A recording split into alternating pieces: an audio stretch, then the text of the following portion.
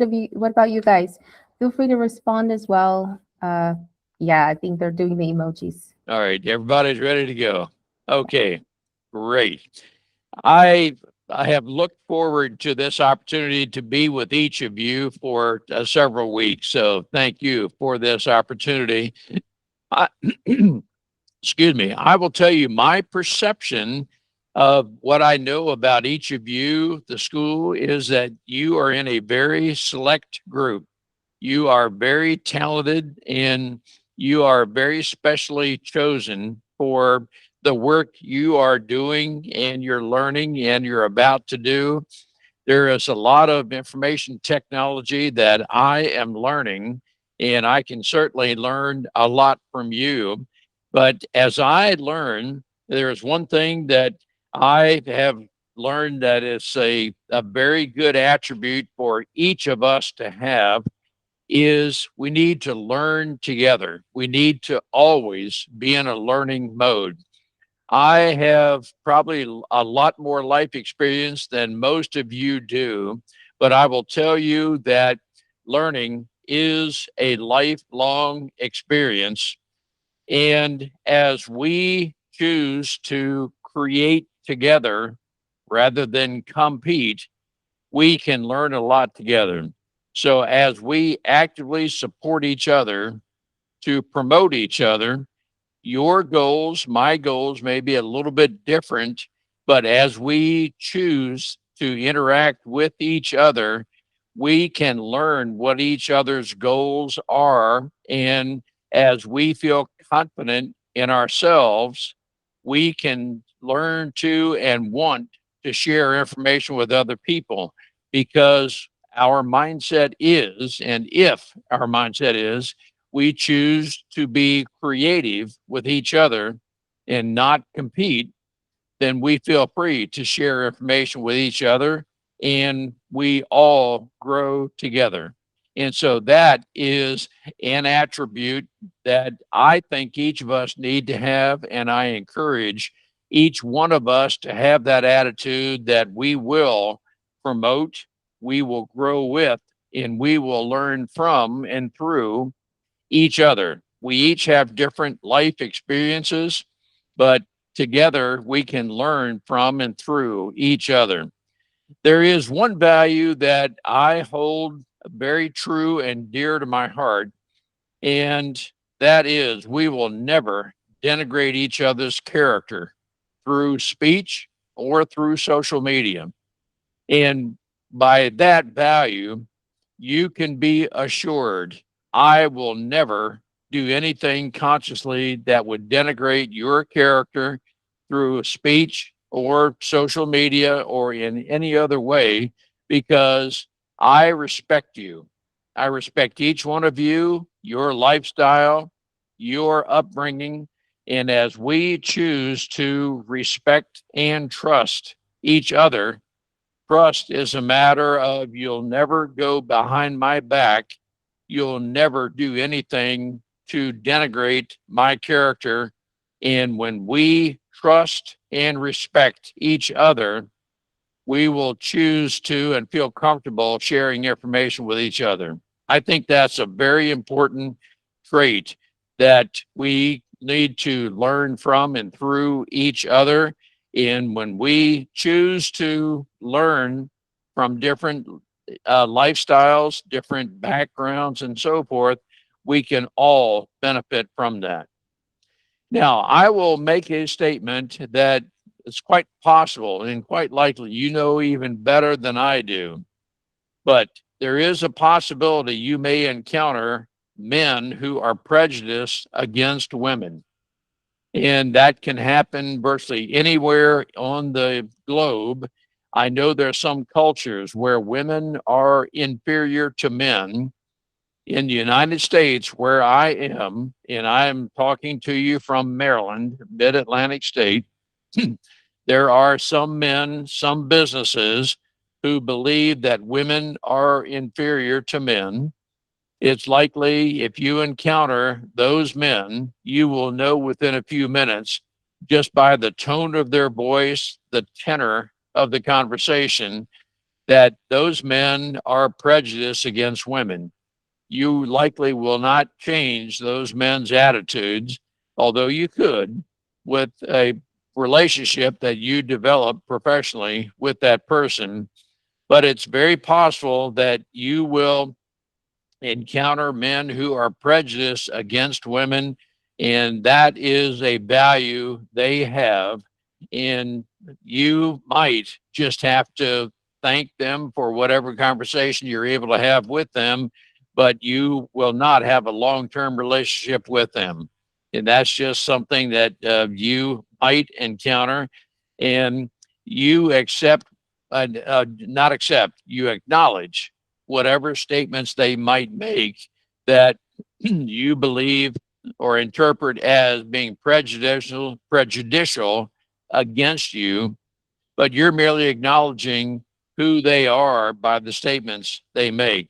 So I want to encourage you to be strong in your confidence and resolve that you are a very capable, very qualified person to build your business, whatever to whatever degree you choose to.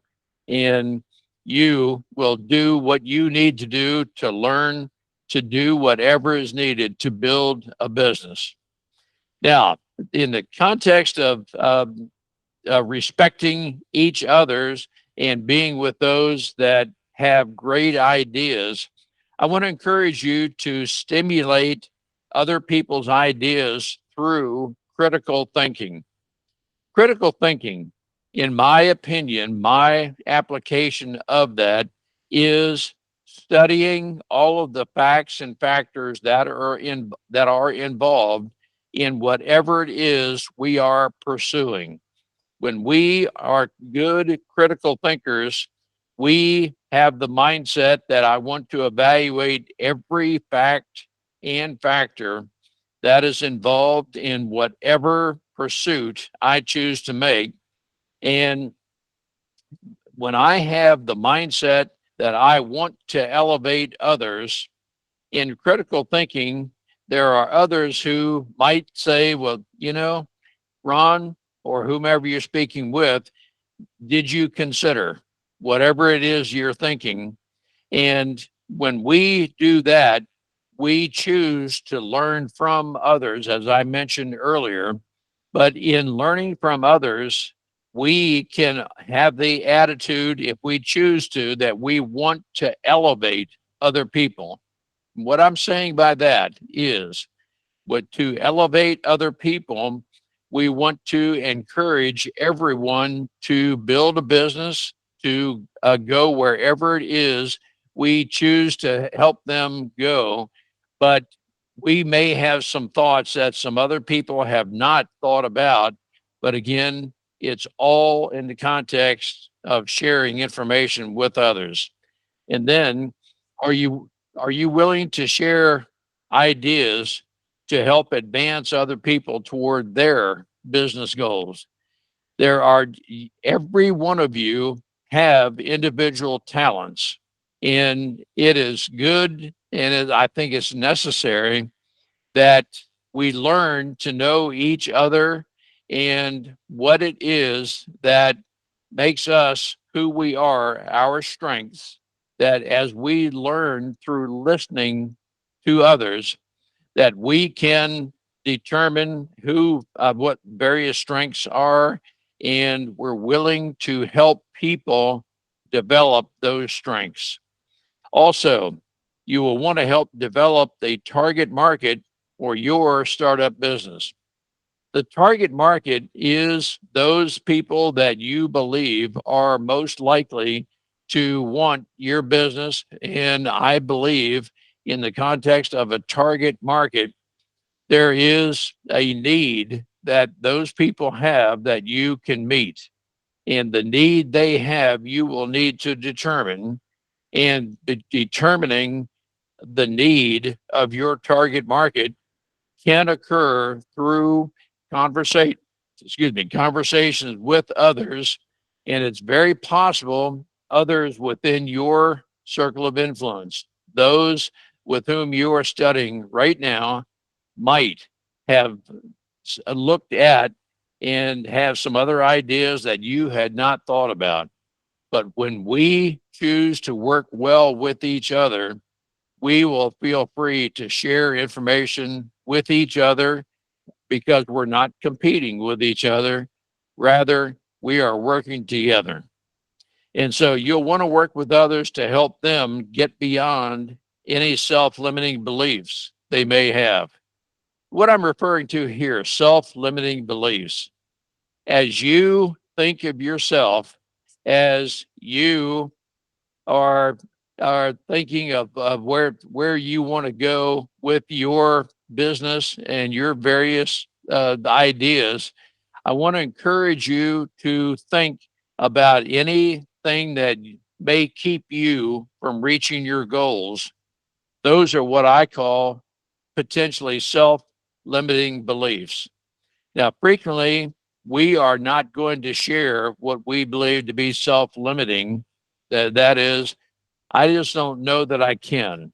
Could be one self-limiting belief. As an example, you may have experienced something in earlier life that you failed at or came short of in achieving, and you could wrongfully think that, well, I'm not good enough to do whatever it is you're pursuing. I want to encourage you to feel free to discuss any of those type of limiting beliefs with those you trust, and it will take some time to develop the who you can trust. I will tell you, my wife and we will, effective September 7th of this year, we will have been married 58 years. I will tell you, my wife, Marty, Marty, is the type person that will take much longer to trust other people than I do. That's a difference in personalities. Marty will start out on a 10-point scale, 0 in trusting people. It's not that she doesn't want to, it's just a matter of her personality. She will talk with people for several days, weeks, maybe even months before she will develop trust in the person, because she will have to have continuous conversation with that person to determine if that person is worthy of her trust. I am just the opposite.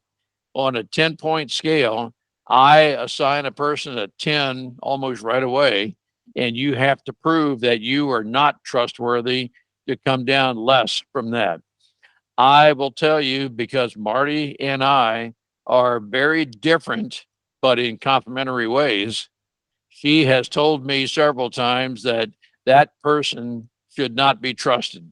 And she has the gift of discernment to know if another person can be trusted.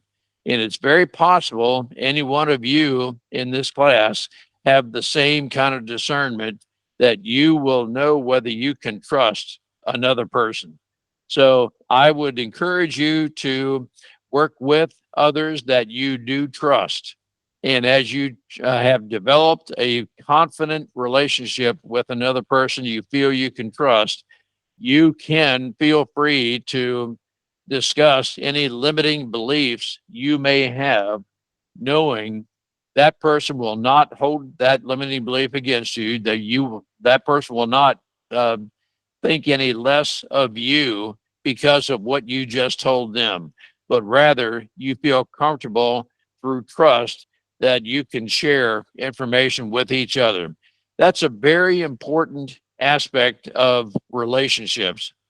And relationships, when you are aligned with people who share your values, you can learn a lot from other people, and other people can help you advance to be the person that you were meant to be. And I think every one of you will be successful, but it's going to take working through various challenges to be able to be the success that I think you were each made to be.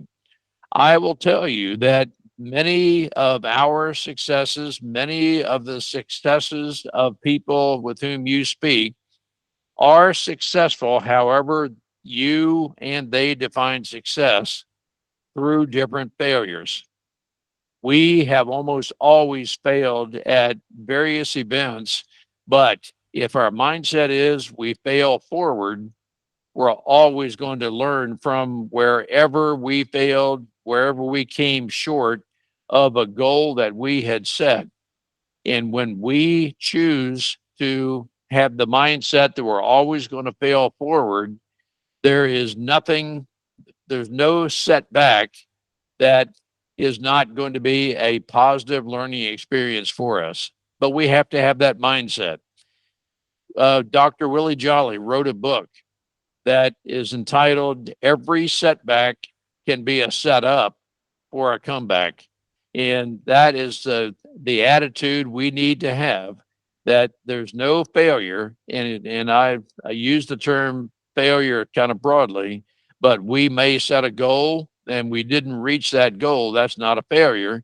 We just need to learn from it, that what can I do different to be able to reach the goal that I want. Now, I want to encourage each one of us on this call to be a catalyst to inspire others to achieve their very best. Be a catalyst to inspire others to accomplish what you might think is too large, too much to accomplish. I want to encourage you to think big. When you think big, and actually bigger than what you can personally accomplish, that is inspiration to turn to others to help them help you achieve your goals. And I will tell you that when you reach out to others to help you achieve a goal that's much larger than what you personally can achieve, you are working together as a very effective team. And no one, when you're with those you can trust, no one's going to try to take credit for what you have achieved. But as a team, being able to work together, think together, that is what a catalyst does. A catalyst inspires others by stimulating your thinking while also encouraging you. Again, there I want to encourage you to think big of whatever business goals you have. Think big and go big. There's an expression of go big or go home, but thinking big about your business goals in anything that is too big for you to accomplish, you can work with others to help them, to have them help you achieve whatever goals you set. And I want for you to experience the satisfaction of having reached a goal that was too large for you to accomplish. And so every time you are working toward and you are within reach of an achievable big goal, I want to encourage you to reset another goal, that you're always reaching out to achieve an even larger goal, that life is a journey of achieving various goals. And so as we continuously set goals that are larger than those goals we have set for ourselves, we're on a lifelong journey of learning together and striving for larger goals. Now, I want to say also that as I am speaking of limiting beliefs, any one of you may have experienced anything in your past that you feel that, well, my past was whatever it was. And you might have a thought that, well, I fell short of and I wasn't able to do whatever in the past, or you're a product of a family culture, whatever it might be. I want to assure you that your past does not define you.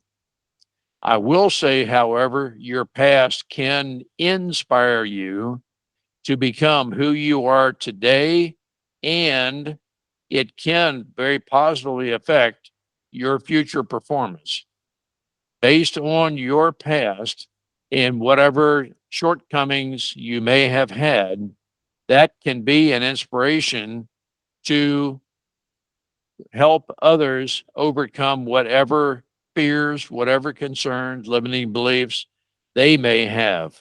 And I will tell you that almost all of us have a past where we have come short of something, but I want you to be absolutely assured that whatever your past is, whatever you have felt, maybe someone made you feel degraded or something about yourself, that past does not define you. And we move forward together.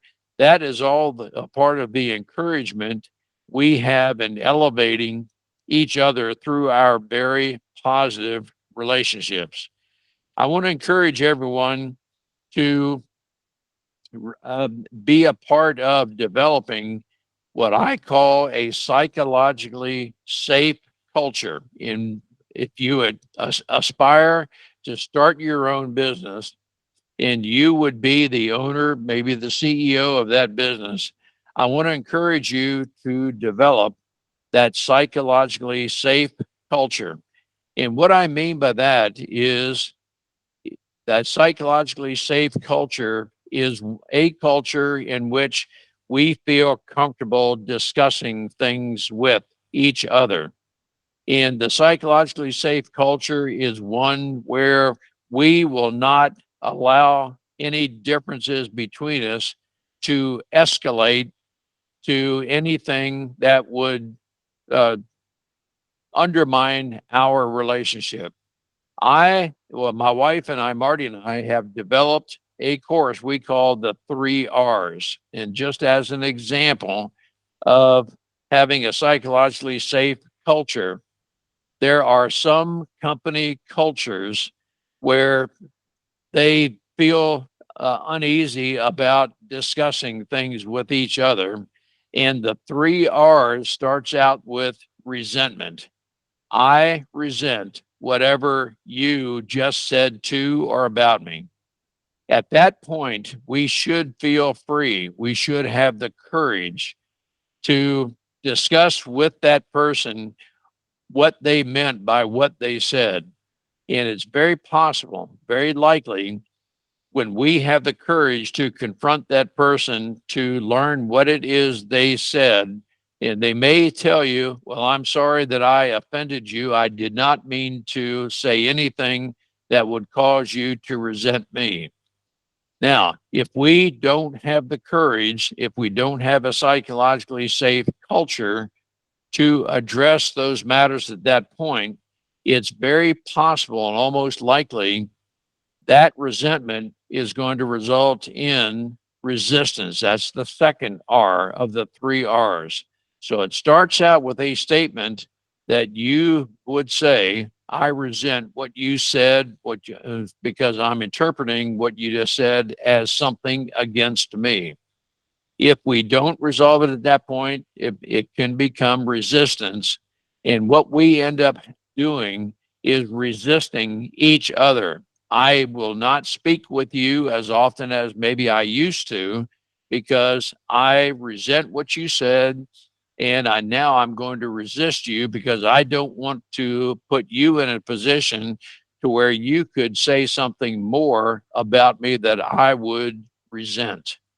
If we don't resolve the R at that point, it's very possible our relationship could evolve to the third R, which is revenge. You might seek revenge about me because of something I said that we have not yet resolved. And the revenge could be something you would say to or about me in social media, or it could be a gossip session that you may have with another person, but I'm the subject of that. But the end result of revenge is we denigrate other people's character. I would hope that resentment would never get to the point where we would seek revenge at the end of a knife point or a gun, but it has happened in several cases. So I want to encourage each one of us in our businesses to establish that psychologically safe culture where we feel comfortable speaking with each other. And that culture begins with you, the leader. You are the one who establishes the culture of psychological safety, where you may have to have the courage to tell each other in your company that we will not gossip about each other, that we will encourage everyone in our organization. Now, the other thing that in this context, I would encourage each one of you to develop the type culture where if you have recommendations, that you think about whatever recommendation you have. You may have noted something in your company where it could be improved. I would encourage you as a leader in your company to encourage everyone else to recommend not just a solution, but if you have a complaint, if you have a recommended way to make the company better, I want to always recommend that to encourage you to recommend a solution, but I want to stimulate your thinking to have your whatever solution you recommend to be what I call a global solution. That is the global solution to whatever problem you feel that needs to be resolved. It's something we can do better in our company. The resolution you're recommending would improve everyone, would benefit everyone. Now, I want to encourage you to think about everyone in the company, those in your company, that you are thinking of everyone in how that solution can benefit everyone else. Now, I'll bring this conversation in for a landing, as I'll call it, that many of you are dealing with artificial intelligence. And I will tell you, I am learning about artificial intelligence, just how best to apply it. But I know there are a lot of people who view artificial intelligence as a threat to their employment. There are some people who believe they're looking to AI as a reason to replace a person. So I want to encourage you as you are each likely implementing various thoughts about AI, that do you believe, I'll just ask you for possible conversation as we start interacting here in just a few minutes. Do you believe AI is designed to replace people, or do you believe that AI can be a thought stimulator? I'm very interested in knowing your thoughts about that. Is it possible that AI can better benefit people if you are in a repetitive task position? And if that's the case, would you, as the owner, the CEO of your company, would you choose to move a person to another position, or would you have AI replace them? I'm very interested in knowing your thoughts about that. I'm very interested in knowing your thoughts. Is AI better than the human brain? I'm very interested in knowing what your thoughts are on that. Or can AI be used best to stimulate our thinking, where we've used AI to put some different thoughts on the table, so to speak, such that we together can evaluate different thoughts about different ideas we have and use those thoughts to stimulate our thinking together, because we know our values are aligned, and we, through thinking together, working well together, can use different AIs, different thoughts, different topics that AI has generated to stimulate our thinking. Alicia, those are some of my thoughts of how we can best function together relationally. But as we choose to work together and acknowledge whatever differences we may have, all of that works together to a greater benefit where we can work together. And I welcome any interaction that you or your students may have. And I open this up to an open discussion right now, if that's the way you would like to go. Yes, thank you, Ron. I think that's a great question because recently, just yesterday, I came across a trend on X, and it was a trend between vibe coding and real skills. Because now you get a lot of people that are in this context, especially as a software engineer. You get a lot of people who learn a little bit about software engineering, maybe university students, but end up thinking with a little bit of AI knowledge, they automatically become these AI embedded engineers, and there's all kinds of different names. So I'm not against particularly them being experts or could be experts, but the thing is, the structure always remains important. It's like a skeleton, a foundation, the human touch. And I would go back to one term in Japanese called wabi-sabi, and it's a very interesting term because the Japanese believe like in temporary use, you find beauty in just temporary things that are made that are not perfect. Like it could be porcelain, it could be a design, could be something, but it's handmade and it's beautiful in the way it is because it's having that human touch. And I feel like personally, that's where sort of like AI comes in to sort of become this machine that could eventually, translate into something where it perfects. But then when it's perfection, I feel like it becomes same. That's what I'm trying to say. So if you see what people do, like if you look at all these softwares, and this is again my opinion, but yesterday there was a trend on X where people were kind of debating on vibe coding and real skills. And I still think that AI is useful as a software engineer, for example, or in computing to create you prototypes, for example. Maybe you have a client, you're talking to someone right now, the person is sharing with you an idea and they want you to build them a software solution, or maybe you're just conversating. Well, immediately you could just prompt AI or any agentic tool and you could have a prototype there and then. We didn't have this before. So as a software engineer or as a business person or startup founder, it gives you this visualization of your business, but it doesn't and shouldn't take the structural plan that you have to put in place. As a human, you still must have that human touch, that human application. So I think it's depending on the way the company sees it, but my understanding from many companies right now is that they want people who can think, who can apply creativity, intuition, not just repeat skills, whether they think software engineering is just about programming. You kind of have to lean towards being an all-round individual, doing system design, interacting with your clients, trying to understand your customer, like you mentioned, respecting others in terms of what they would appreciate, not just yourself. And I think then working with AI just adds the perfection to the human touch plus the refinement coming from AI, but not necessarily taking over. Like that's my opinion. I am very glad to hear you say that, Alicia, because I totally support everything you're saying.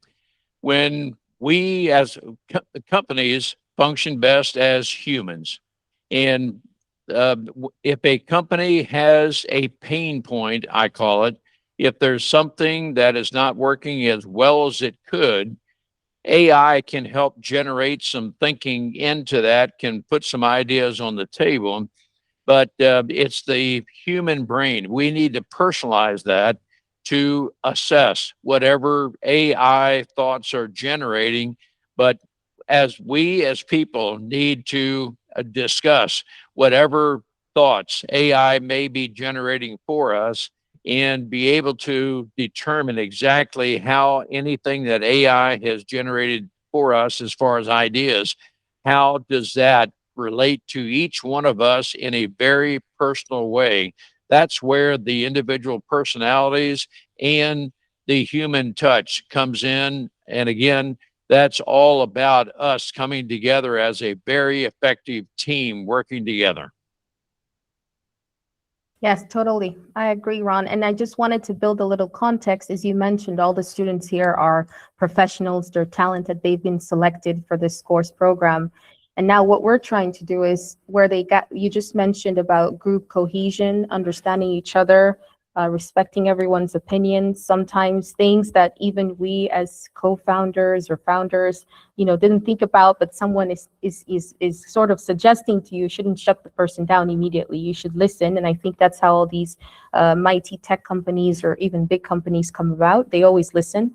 So I just wanted to bring in the context. We have something called the Green SIP Tech Talk session, which is where the students gather together and they kind of speak about business plans or proposals that they have that relates, of course, to creating a prototype project or product in this case that relates to, again, connecting back to what they're building, which is the app. So that speaking together as a session, understanding each other, sort of taking ideas from here and there and sort of going to the one objective, which is to have a prototype at the end of their business, I think, like you said, is very important. And again, this is where AI could come in as an assistance, but not necessarily replacing everybody's thoughts on what they think of the product, because this is going to be used by humans eventually, not AI.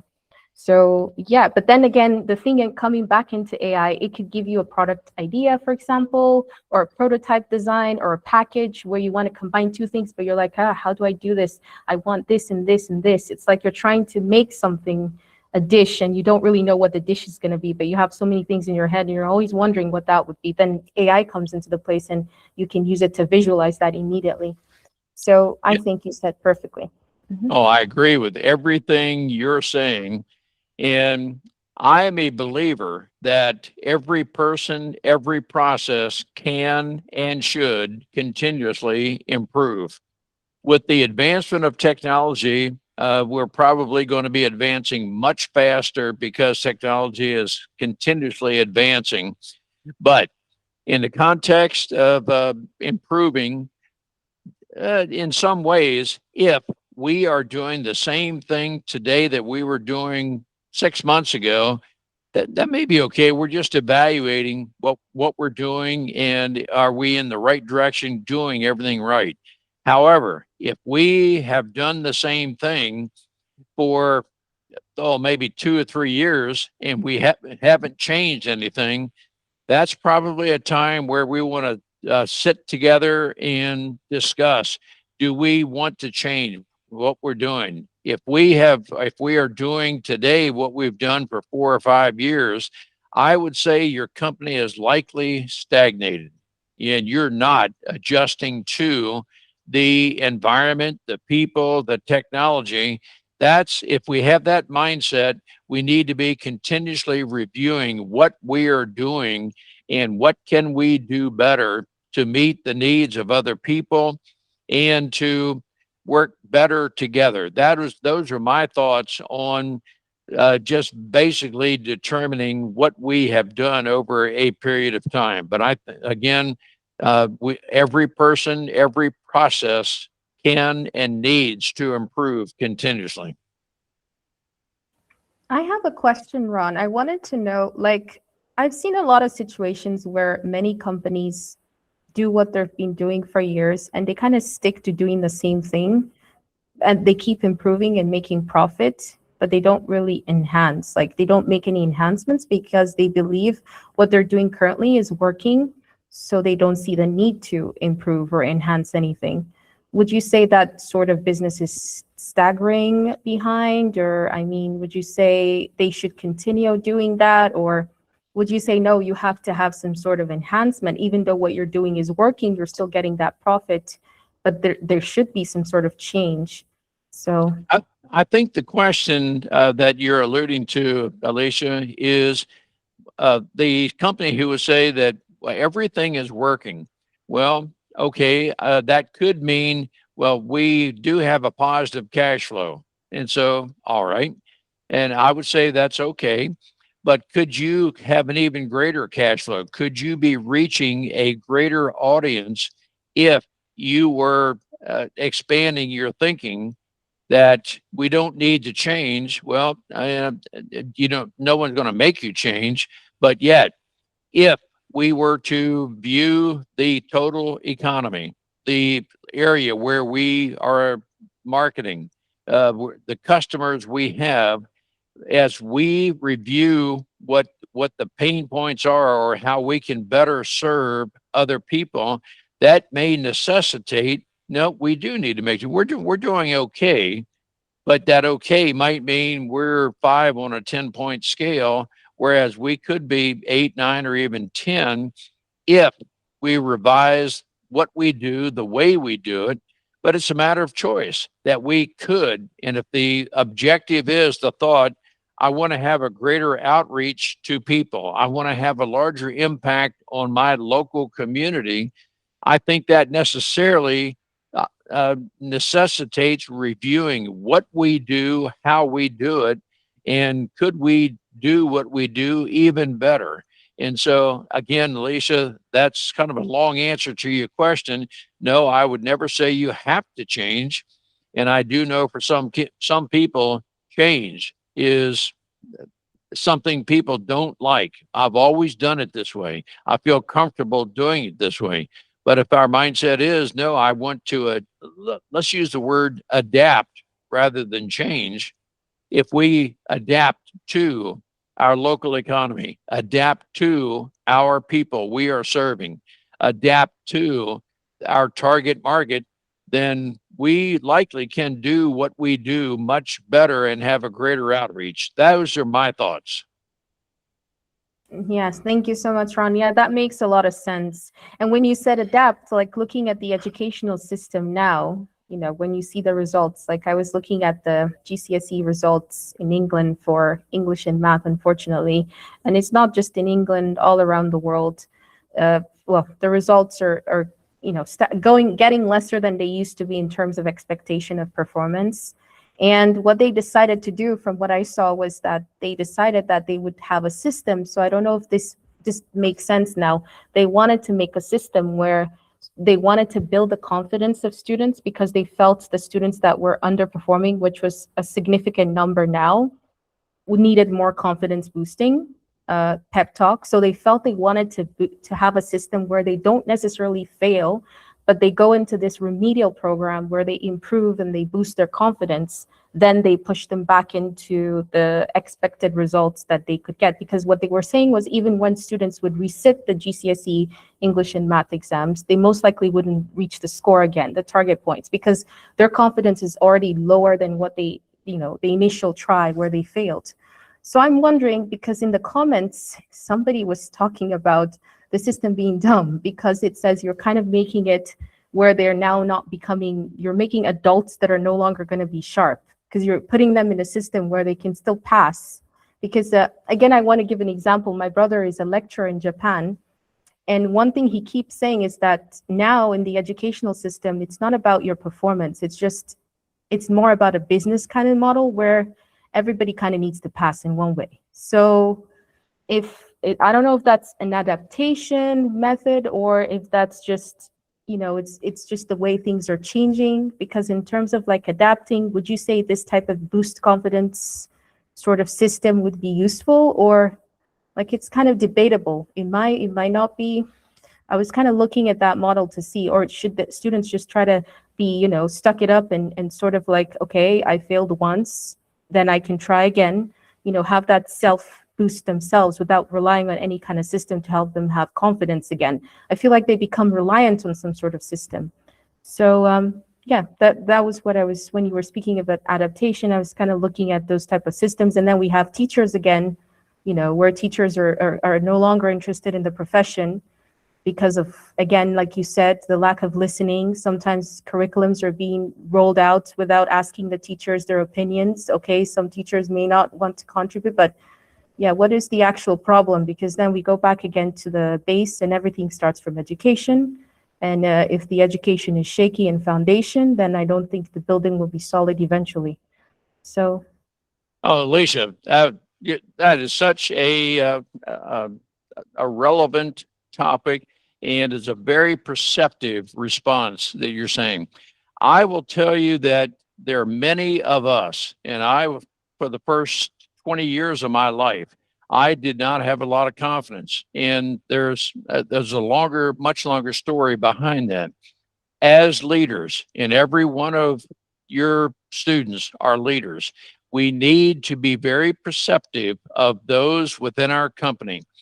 Many people lack confidence, and we need to be very perceptive of those that we believe do lack confidence, and we're listening to those that are lacking confidence.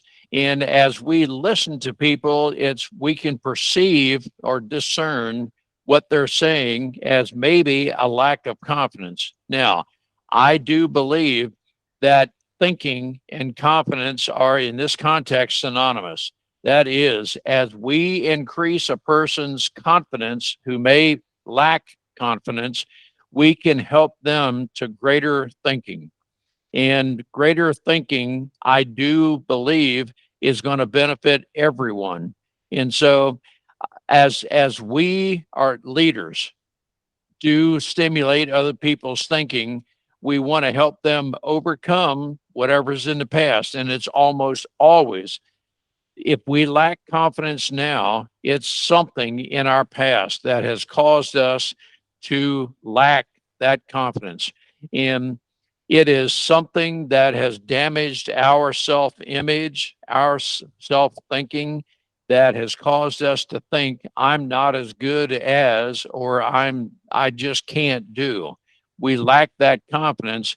And as we choose to interact with other people, every one of your students, leaders, as we listen for and we're able to discern what is maybe an indicator of a lack of confidence, when we develop trust in our conversation, that person may feel that, well, I can trust you to tell you, divulge. I call it peel the onion back. What is it that is causing your lack of confidence? There's something in your past that has caused that. I want to do what I can to help you overcome that. And again, as I mentioned in previous comments, our past does not define us. It does not need to. However, some people lack confidence and believe that, well, whatever happened in my past, that does define me. I can't get better than. And I, as a leader, every one of your students who are leaders need to know that, no, we can help a person overcome whatever thoughts we have about the past to help them perform at their maximum potential. So that is Alicia, thank you for your very perceptive question. I believe that is very operative in the workplace. I believe so too, Ron. Yes. From experience too, confidence comes at some point in life, we have lack of confidence. I would say from me, when I was very young, you know, in terms of like from home, sometimes you have parents who, don't understand each other, end up divorcing. That affects the child. I think parents sometimes know this, sometimes they don't, whether it's direct, or and some parents will say, oh no, when we have this misunderstanding, the child is usually not near us, is in another room, but it's still the same thing anyway, the ambience in the home. So from a young age, when I was younger, I usually had this lack of confidence academically because I'm part Nigerian, part Moroccan. So I studied in Nigeria because my father is a medical doctor and my mom is also. And when I was in the educational system, and I think the educational system, particularly in Nigeria and Africa, is quite good to build a foundation. Most people think that it's shaky, but it's actually good because it challenges you in one way. It makes you go and find out things for yourself. It sort of pushes you to sort of also be independent, but not in a very rough way. I feel like that's kind of where people sort of sometimes misunderstand and be like, oh, you're asked to do this, you're asked to do that. But it's not asking you, it's necessarily pushing and challenging you to try to do things on your own. You're asked to study for a test, and that really built me a lot. And so when I was in primary school, because I entered school at 4 years old, I had problems academically. My mom kind of was worried because she thought, well, maybe this child is just not intelligent, or it's not like you don't have other things, but in Nigeria, you're mostly focused on the intelligence level rather than, I would say, sports, or, now you could play basketball or football or whatever it is. It's more about the academics. It's always the academics in Nigeria, especially in the South. So when I was growing, I didn't have that academic ability. My mom was worried. She was a medical doctor. She was quite busy because she had to do on calls sometimes in the night. So we had these house helps. So what I'm trying to say, she helped boost my confidence because she told me that, okay, if your main problem was math, because when I was young, I had math issues. She said, okay, why don't, whenever I'm doing house chores, we'll do the multiplication times table. And sometimes, again, we come back to the thing where kids have to make their own decisions. That's true, but parents need to guide them. And this is where she guided me, because I would always want to play with dollies. I would want to go to, cook, play with my dolls. But she would always say, okay, let's do this. Let's learn the times table. At the end, I learned how to do from times table 1 to 12. And I was like 4 years old, 5 years old. So she contacted the school and she was like, okay, she's capable, I think, in math. I have feeling that she could do something if you give her this test, because there was a test in Nigeria. It's not common that you skip classes, although in the school I was, when you are in primary 6, if you do an exam, I mean in primary 5, sorry, you do an exam and you get a certain point, you're able to skip and go to JS1. So when I was young, I remembered I knew only the timetable, and my teachers would come and take me and say, okay, today in the morning, before the national anthem, we're going to recite 2, times table 2. Alicia, go. Times table 2. And I would just be like 2 times 1, because it became like a routine during the chores. And that really boosted my confidence. I was like, oh, okay, then I'm not this dumb kid in math. I mean, I know how to do times table. I'm reciting it for the whole class. And then from there, like you mentioned in your book, Ron, that your grandparents and your wife and certain people affected your life. I think in my own life, it was my mom from a very young age that kind of really, pushed me. And from there, I had this confidence and I just started doing well in school. I was doing well in math. I was building confidence. I did have some bias kind of teachers sometimes, because they have like a specific student that they know is supposed to be doing great. No, you're not in the equation. You're not supposed to be that student. But, after a while, I skipped from primary 5. I went to JS1. I finished school at the age of 14, 15. So yeah, so my mom and now we have this school that we founded together. My brothers were always excelling better than me. So it's again something, and 2 of them could actually draw, and I always had this lack of confidence and be like, I can't draw. So something is wrong with me because I'm completely different. So, but in the end, I think confidence really helped. Alicia, everything you said is extremely important, and I want to emphasize the importance of everything you said. In an overall context, you were, just with everything you said, what I consider to be, and the term I use is appropriately vulnerable. That by being appropriately vulnerable, you now feel comfortable discussing with others the way things used to be. Again, your past does not define you. Now, in the context of family, and it is a very, very common occurrence, family culture. Your mother could have said something like, Alicia, what is wrong with you that you can't understand math? You're not getting it, and so forth. If that were said, you would have felt even dumber. You would have felt even lesser. Get under the table. I can't learn this. There's something wrong. It appears to me your mother chose to adapt to you. She helped you understand the timetable such that, yes, I've got this.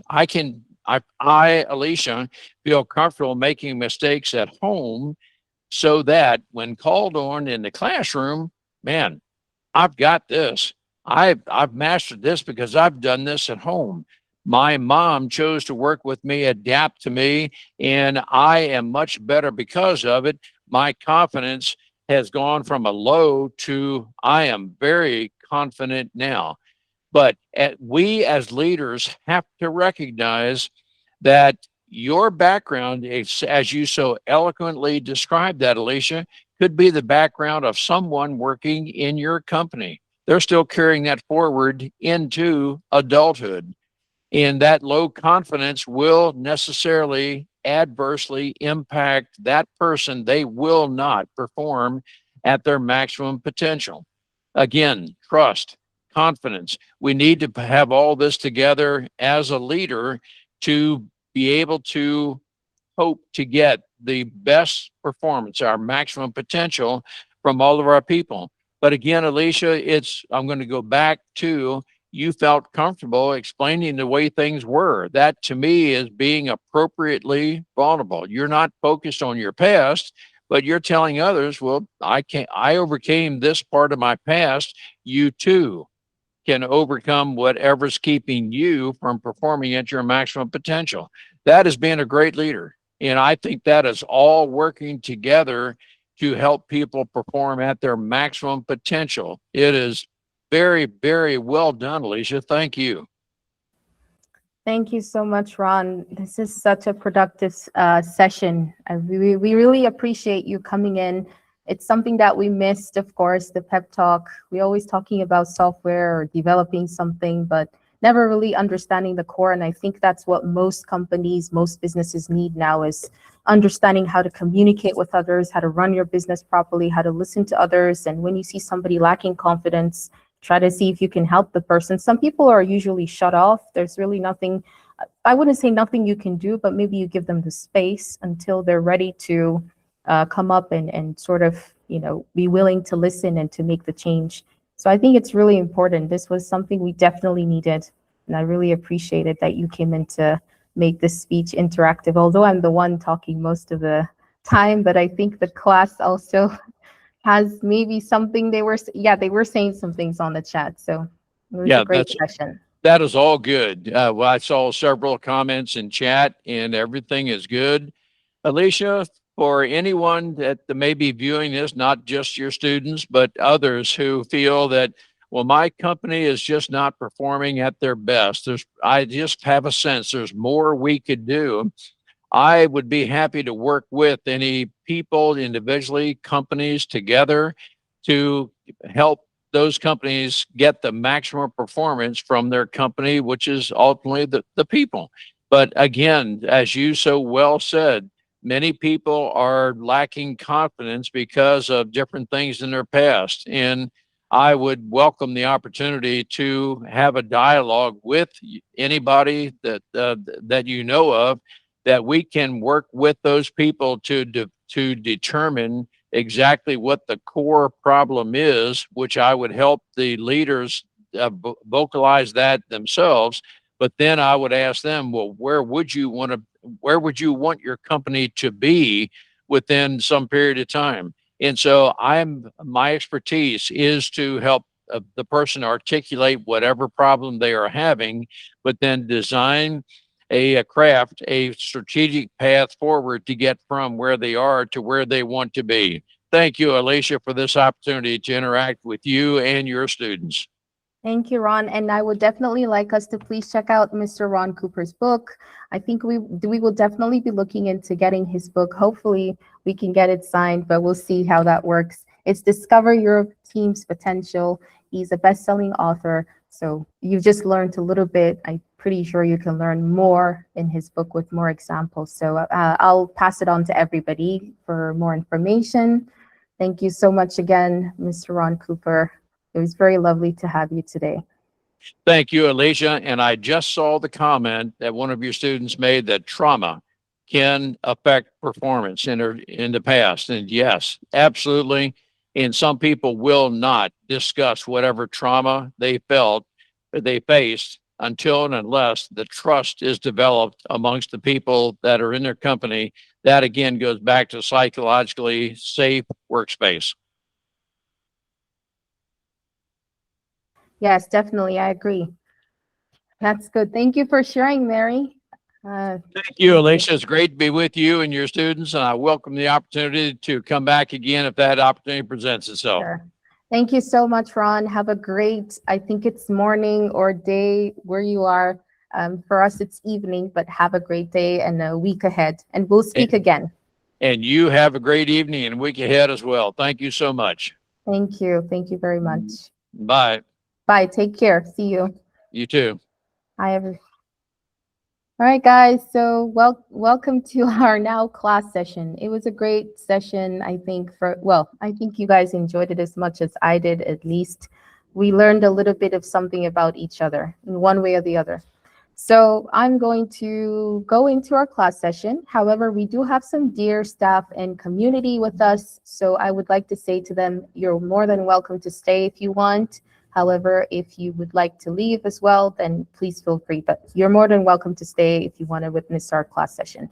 So guys, I think for this class session, to be honest, I might not be going into a 2-hour session, probably 5 minutes, because there's something different I want to talk about for the class session that is not involving coding. It's involving content creation and the actual content that we keep talking about. So first I will go over to, let's go over to, where should I go? Where should I go? There, I think I'll start over with our app.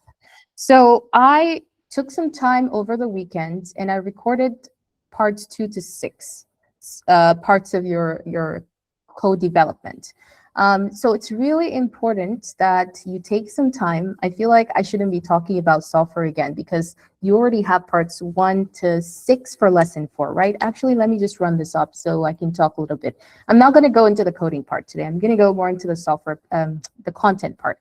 So I took some time to record the video because I wanted to show you what we need to do. Let me just see if this is starting up. I think it's coming on right now. So there are some changes that have happened. If you watch the video, for example, I don't know, let's say I want to save Nelson. I'm just going to do a little demonstration. Nelson party. I'm just saving random stuff here. So just so I can show you guys, when I click done, I have this stuff going on. So you will see it, and when I click, there's like a pop-up, and I explain how to do this kind of thing where you can have your own customized pop-up, not necessarily the generic pop-up that we have when we're using Java Swing. When you click OK, it disappears. And I also talked about the Imigongo pattern as well, having your own Imigongo pattern, which is the cybersecurity badge. Now, one thing I want to talk about, that whole parts 1 to 6 was really focusing on the sign up, finishing off the sign up and the login. I'll say the login, I didn't speak about it much. Why?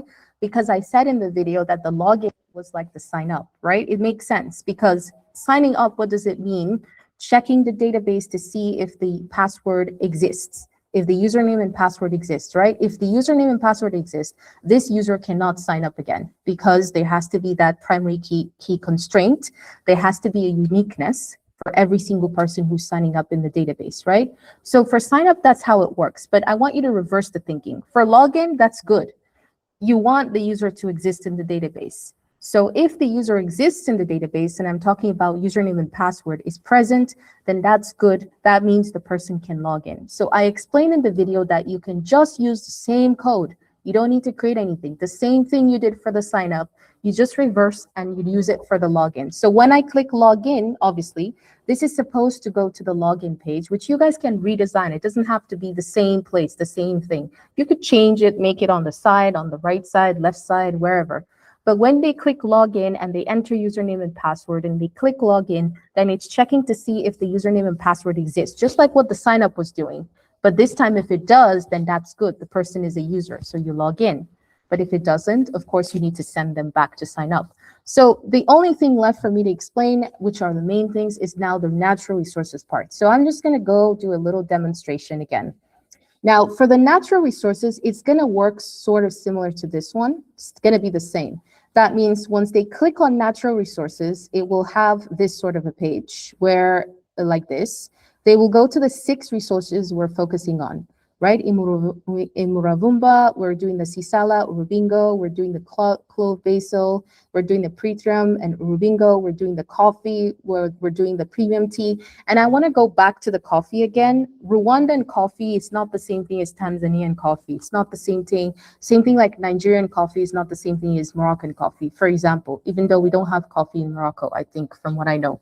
What I'm trying to say is that every country has a unique soil. So the taste of something is not the same. And also because Rwanda has 1001 hills, right? There's a lot of hills in Rwanda, so there's a lot of very rich soil. So the type of taste of coffee is different. So when you are trying to create a product for coffee, please don't be generic. Generic meaning don't start talking about QR codes alone. You know, that's something that we now have with every single product. Talk about what makes your coffee unique. And it's not just for coffee, whether it's tea, the same thing. I've seen this over and over again. You gotta be looking at what makes it unique. You yourself needs to go and get the coffee, needs to research, and that's what I'm gonna teach you guys how to do, the content. Learn how to mix the coffee with something else that nobody has tried before. I don't know, mix it with something else, try to mix it, show it, taste it, see if it's giving a different type of taste. Oh, well, you could mix coffee with this. That's what's going to make it unique. If you tell me that, oh, come and buy Rwandan coffee because you're going to get this and that, and you can scan and get that, it doesn't really make Rwandan coffee different from me to like Tanzanian coffee. Like, what is the difference? You have to give me that traceability, show me the farmers in Rwanda that take the coffee seeds, show me the place, show me the tell me the taste. Maybe there's like a coffee dance. You kind of need to be really creative here. So I think for anybody who's doing business proposal, because we're going to start funding some of you when you complete, and I think we post an announcement, there's something you need to complete, and we're going to give some funding resources to some people who actually complete the task properly. And then that's where you need to start thinking, because you need to make prototype. So you need to think of how you're going to make the prototype unique. And I'm going to show you an example. We have a unique, I don't know if he's here with us, but a marvelous Babatunde Abayomi. He was one of our intern students. He's not even a software developer. He's a brand designer. He's a shoe architect. He's an AI animator designer. He's a graphics designer. So he's not into the software field. I wouldn't say completely, but not like majorly. But recently, he's been in charge of our project that we're doing called the Nazli Sense Step. Okay, what does that mean? I'm going to show you. Nazli Sense Step is we're trying to create something very unique. Although this is really copyrighted, so I'm not going to speak too much about it, but what I'm trying to show you is that he is doing it in such a way where he's telling the story of the development of the shoe itself, right? We see the tools, we see the shoe, we see the process, as I'm showing you guys here. We even see the video, right? And this is something that you probably will see later on, but I just want to show you real brief, and I'm not going to play with audio, but like the process of how he's doing this. And this is something commonly I see with students that are really highly devoted to what they're doing, and you're putting passion. If you're going to sell a product, you have to use the product. You have to show the product. And that's why we have the Code Hills. The Code Hills app is supposed to showcase the business that you've actually tried from your app. You're saying that your app is supposed to generate these unique bespoke business ideas. Well, if you haven't done business before, you haven't taken a business from there, made a prototype product, try to start up the business where you might have fails up and downs. And this is something we want to help you in doing, because we want to collaborate with you in here. It's not about a help, it's more about a business kind of collaboration. So you need to be able to step up to know how you need to relate to your product, how you need to take your product, use it yourself, and showcase people what you're doing. So I'm just showing you a little bit of what he's doing. Like, he's showing us the process of how he's making this sense of shoe. This is just like the preliminary process. This is supposed to be a smart shoe that has never been developed before. And so I just gave you a little insight into that, because I really want to stress out when I'm saying create your own business prototype, create your own product. What does that mean? So anyways, back to what I was saying, the resources page would be these resources. And now today I want to show you how can you actually develop a business plan from this. Now I want you to pay attention to something. Mr. Francois Javier from the Kigali Agribusiness Incubation Center spoke a lot about the umuravumba that is found in Rwanda, which is the ginger bush. I did a little bit more research because I had idea before, and I did more research on it. He spoke about how you can mix it up, and let me zoom in, with things like hibiscus, with lemongrass. He spoke more into the herbal tea. And even one of you guys, if I remember, Ilham, asked the question of, if I go now and buy this Imrovumba and I have it, well, what can I do with it? So this is what I'm going to show you guys. How can you create the business plan? If you want to start a business just doing, herbal tea sachets that are Rwandan based, and I want to show you some, or it can be Nigerian based, whatever it is. How are you going to be able to do this on your own to see the product yourself and see how you can refine it to become units that you actually sell? Maybe we rent a shop, we sell it as a brand. What makes it different? So how do you do that product? How do you start? How do you get the information for that? The same thing if you want to make it an essential oil extract. It could be anything. If you want to create it an antibacterial hand soap, how are you going to do that? So I have something here that I want to show you guys real quick. And it's actually a couple of things, and I'm going to go into the raw thing, just the raw picture. Look at these pictures. These are AI. So what I told you about AI helping AI really does help when it comes to content, like give you information.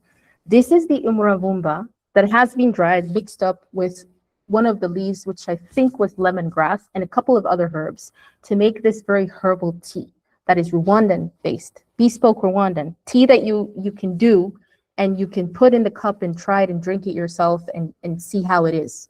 What's the difference? What makes it unique? Look at the packaging. Very simple, unique packaging that's also Rwandan bespoke, right? Things you can do with your hand. You can make this package with your hand. It's not something you can do. So like, for example, you wouldn't believe it, but even when I was working in Mexico City in a school called Green Gates, I'm a software engineer. I was teaching computer science and lecturing software engineering part-time in a university in Mexico City. But I was also in the after-school cooking club. I used to teach students how to cook, like, because that was something that I liked to do, but I wasn't perfect in it. So what do? I go home. That time there wasn't even AI. I just look online for these cooks that have like different type of fusion of dishes that are very rare. Especially there was one, I forgot what it was. I think you guys would know this channel. They cook like very fast dishes and quick, and they mix stuff up and you can try it. So I would do that. I would try those dishes at home to make sure that I understand the mistake, which is what it is to be a developer, to be a creator in anything. Like I would mix and say, does this go well? How long should I have kept it? So I know what the mistakes could be. So when I go into the class where I'm teaching these kids how to make and cook the dish, I know that they could be this type of mistake, that type of mistake. This is how we tackle and troubleshoot. So you need to be able to make this. You shouldn't be waiting for anybody or any partner or anything like that. You're supposed to make the prototype and you're supposed to showcase this process. So this is another one. This is another, I think it's one of those oil extracts from umuravumba again. The main ingredient is it, but look at the container, look at the extract, and look at the packaging. You see, from what? From the agasaki baskets of Rwanda. The theme, you don't have to have that huge basket, because that's obviously Rwandan. That's the typical agasaki, but you can model it and make it into this container for the product. And you can make this again. So I just want you to just have this in mind. And I want you to look at something. Look at Etsy. Let's look at the reality. Let's see if what we're saying is right. Are we going to make money with such business when it's bespoke? Yes, look at the prices here. These are all Rwandan and African baskets. This agasaki costs 47 euros alone. Just look at the difference. This one's 338 euros. These are people abroad that are taking products and selling them. So why can't you do something unique for your own business product that you can start selling that will be loved by Rwandans or by your national? It has to be first locally loved so it becomes a brand. And then now you can address the global audience or do it simultaneously. So I wanted to bring this up because you can go search it yourself. In Etsy, there's so many things that are African-based, not only African, other nations, but you see the prices, right? So you see what the potential is. Okay, so now how do we make content? If you go on to Gemini, and I think I have a couple of things. For example, let me zoom in here so you can see. Let's first talk about how do you make the content so that you can tell Gemini or any AI, Claude, whatever it is, that I want you to take this idea and I want you to give me a breakdown of how I can make this prototype into one unit product at home, but then give me the potential business plan of how it could develop into units, how it could be loved in terms of marketing amongst my people in Rwanda, but then relatable to a global audience. And that could be generated for you in like maybe 5 minutes if you just type the right prompt, if you know how to do AI prompting. And then you need to refine it. How? Well, the resources, the connection to the people. If someone is in Rwanda and likes your business plan, but doesn't know which people to connect, you know which people to connect. You're going to put that in your plan. Okay, for this part, you can connect here, go here. This is the pricing. This is the kind of thing you would get. So you're building like an octopus. You're building this network, right? You're creating this network, helping people. That's why people will come to your Code Hills, because you're giving them information. You're showing them you yourself took one of these ideas and did a business and started it this way, even if you're growing small. You have to be consistent. You heard what Ron Cooper said, and not just him saying, if you don't have consistency and improvement, you're not going to do anything. If you're the type of person, you start, you stop, or you're usually not focusing, you're kind of always in the clouds, you're not going to go anywhere. You have to listen carefully to what people are saying, try to take it and implement it. Don't always feel that you're blocking decisions. No, no, no. You're not going to improve that way. So I wrote a prompt and I want to show it with you guys, and I'm going to do one now so you can see. And the prompt was, this was my prompt. I said, based on the business idea below, give me creative, okay, I'm missing an A here. Give me a creative, easy to access and make recipe breakdown to make Rwandan bespoke hand soap. You can be, you can say bespoke hand soaps, scented hands, like really what comes to your mind, scented hand soaps, biodegradable hand soaps, environmental friendly, something that has never been done. Always use that word, has never been done. Even though, keep in mind that you are searching AI, someone else somewhere around the world could be searching something similar. So you need to take what it's giving you and twist it and refine it to make it never been done. So it will never give you something that has never been done. It's giving the same information somewhere else. So it was like never been done. I put that there still. From home with variants based on the information below, which I can then start a small business from, and also explain how to create environmental friendly Rwandan bespoke packages for these hand soaps that would be loved both in Rwanda and globally, right? And then you can also talk about budget and stuff because that's part of your app. So it gave me these things. It gave me the picture. It gave me the formula saying you could make, and I could even get a very unique name for it. It gave me how I should make this product, like the base formula. It told me what are the main variants that I could get. It even gave me the name, Bourbon Coffee and Honey Exfoliator, which I could modify to make it completely unique. Then it gave me what would be the essentials. So that's the variants from this base formula, like from just this as your base. You could make this variant, you could do this variant, the Virunga, lemongrass and clay purifier, or you could do the third one, the Inyungwe, passion fruit and moringa silk. So these are like, and they give me this type of packaging. So you shouldn't go for generic packaging, which is what I told you that AI would give you generalized ideas.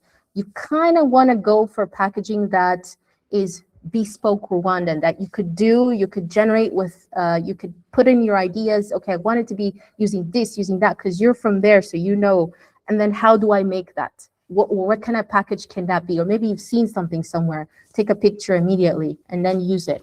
So now this is giving me how to do it at home, right? Okay, what about if I want a business plan? So I'm going to go over to Gemini. What about if I want a whole business plan and see what it will give me? I'm going to go to Claude. I know most people in Africa don't use Claude very often, but that means I'm actually going to use my other Claude account. You're falling a lot short because abroad they're using Claude very often. And Gemini, of course, because each one has its own, should I say, strength, but Claude, the Anthropic company, is going quite forward with things. They've even started looking for, I told you guys before, startup founders. Anyways, you got to get yourself familiar with using Claude if you're not already aware of this. Another thing I wanted to tell you just before I start prompting is that Google is giving a free student year plan. I saw that posted by a Nigerian who announced it, I think a few days ago. I think it might have been before, but Google is giving a free student plan for 1 year for students to access all Gemini features. And one thing that really excites me is the content creation, because the content is awesome. You're going to see it now.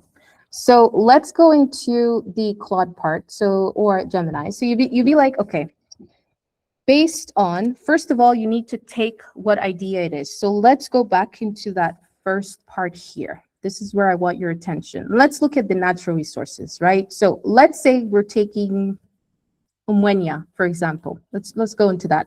Okay, what can we do with Umwenya? Umwenya, obviously, in Rwanda will be different. It's clove. People will say, yeah, it's clove. We find clove everywhere, but it's different in how we, again, represent it from Rwanda. So I could do a gourmet organic spice blend. Ooh, I like this one. I could also, this is the things you're going to be presenting in your app, of course, and they will change depending on you doing the research. You'll be giving these ideas to people who want to start business. Let's say I want to do the natural mosquito repellent spray because, we have mosquitoes.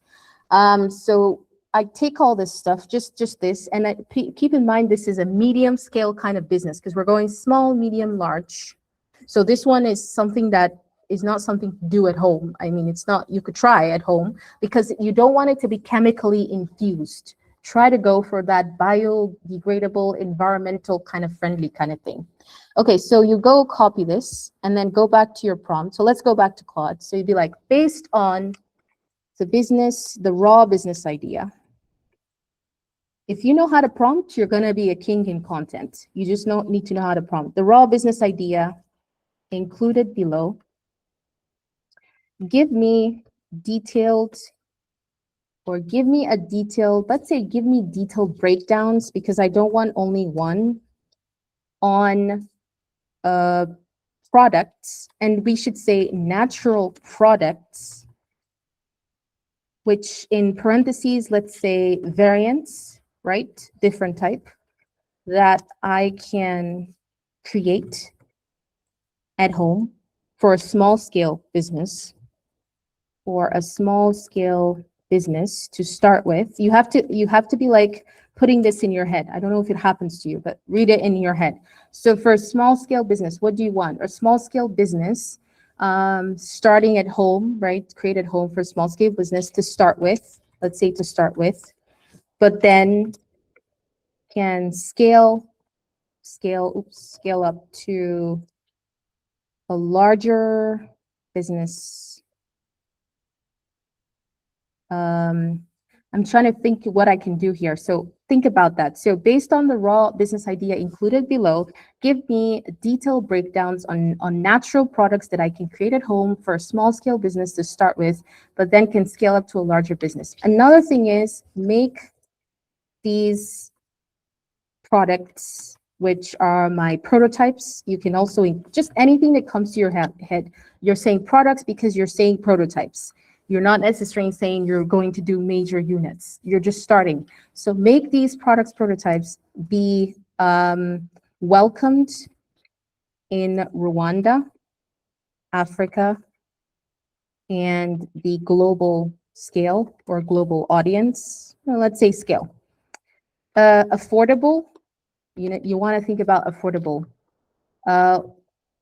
Packaged in simple, well secure. Okay, packaging, you have to think about the security in simple, well secured.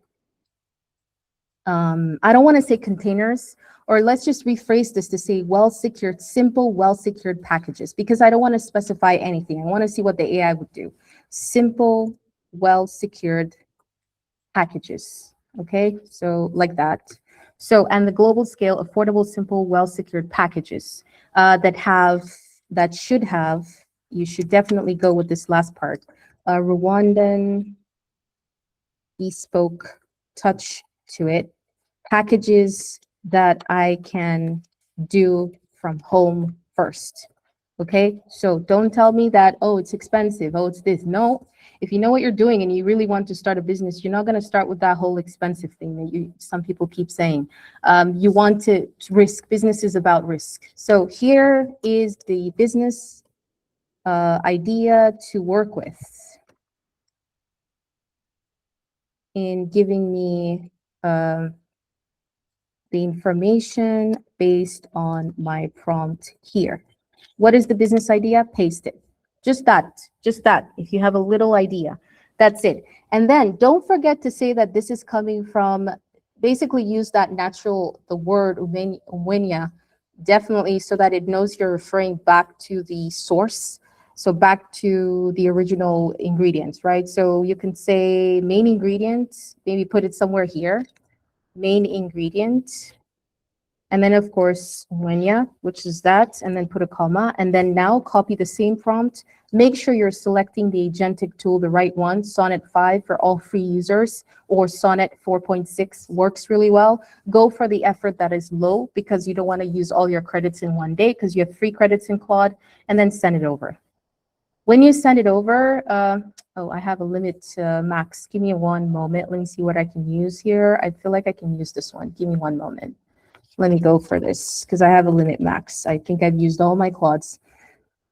All right, so I'll paste the same thing on my Gemini so we can see the difference. The idea is you're trying to compare the difference of which agentic tool is giving you that base idea. And then from there, you decide which one you want to go and expand into. Okay, now give me the picture of the product. So I just want to show you how you go from there to there.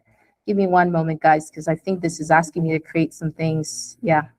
I'm going to just continue, skip, and then it's good that we're actually doing this here. Let's go. I have my own topic. Okay, we're good to go. So here, and then switch over to efforts. Like I told you, low, send it over. Okay, so Claude is working on doing this. Let's go over to Gemini and let's see what Gemini is going to give me as well. Let's see. Make sure Gemini, you're subscribed to, well, not subscribed, but you're setting your agent to 3.56 Flash extended version. Of course, that means more thinking. Send it over. Now make sure to do your comparison. So let me bring this to you up. Okay, so Claude's already returned to me some things. Now let's zoom in, see what I got. This is where you apply your own human thinking now. Okay, so it says it could be the Umwenya spray, which is the flagship product. It's steam distilled or alcohol. Okay, maybe I don't want to do the alcohol-based one, so you can always rechange that. Depends on what you want to do. So for me personally, I wouldn't go for this one. It says something about buy critical for, okay, it says that for Rwandan market, this is something I have to take note of, 50 mil to 100 mil. You notice that I didn't put a budget also. You can put budget and all that stuff. I'm just trying to tell you how you can get started to research on a product more deeply, right? Understand how you can actually make this product from small scale to large scale, how you can actually create that prototype product. Test it out yourself before you start putting it in your app as an idea, a business idea that would go with certain budget for certain cities in Rwanda or whatnot. That's kind of where you should be thinking about. It also gave me this Umwenya roll-on concentrated extract in coconut jojoba oil. It gave me this Umwenya balm. So all this is the mosquito repellent thing, all under the variation of mosquito repellent. It gave me even the candle, which I think is pretty cool because I hardly see candles that repel mosquitoes. And if you look at it, it's economical as well. It's a good model because in terms of cost, people could go for candles, like some people who might not have electricity or stuff. And in terms of classiness, you have to look at it from the costs, from the low income people and from the high income people. How do you model it? You could have the classy, nice looking candle that goes on a nice table, which fits, but it's actually a mosquito repellent, which is great. So I like the candle idea. So I can build more on that and say, okay, I'm going to focus more on this and see how because candle is something you can definitely do at home and try. I also like the soap bar. You notice I'm not going for the balm or the ointment because that one, yeah, I might need to do more research and preparation. Maybe my means, I don't have that much financial means to sort of go for that. But candle, I could definitely go for a candle that's a mosquito repellent that's having Umwenya from the Rwandan Bespoke. So that's something I prefer so much to focus on, which actually I just got a business idea too for Rwanda because we're trying to like have these prototypes for you guys and maybe organize a fair in Rwanda where we showcase the prototype and we want to look at which prototype could we eventually have to be selling as product units in Rwanda, whether it's in a shop, a nice shop, which is again for Rwandans and everyone who can order them online, or maybe even in a vending machine. So we're kind of thinking of many things here. You should be thinking about that.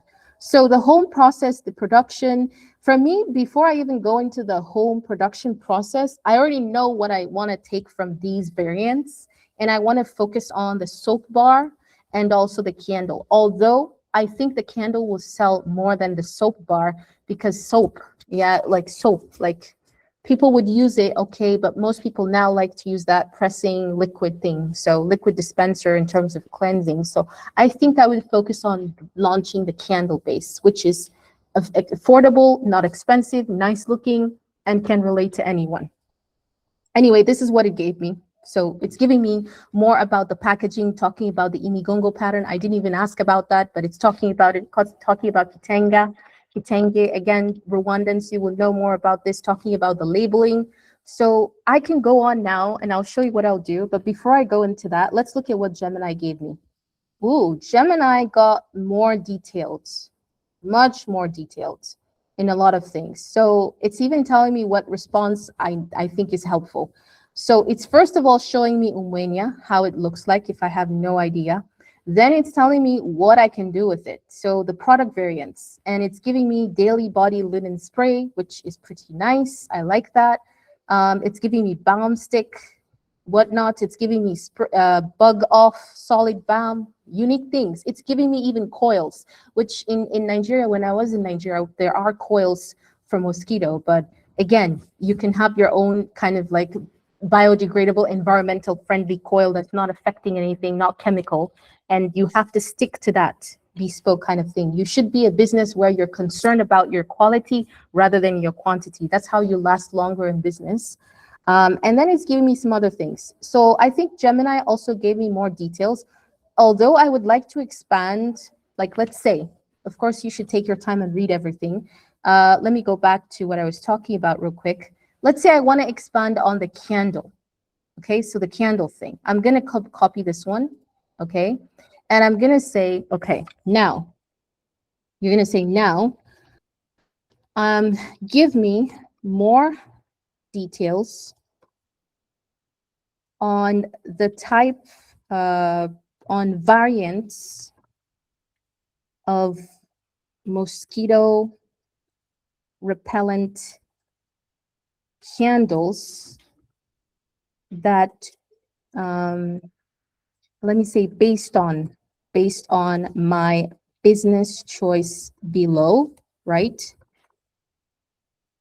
Which I would like to expand further. And then, of course, you've got to say, now, focus on this part. Okay, candles.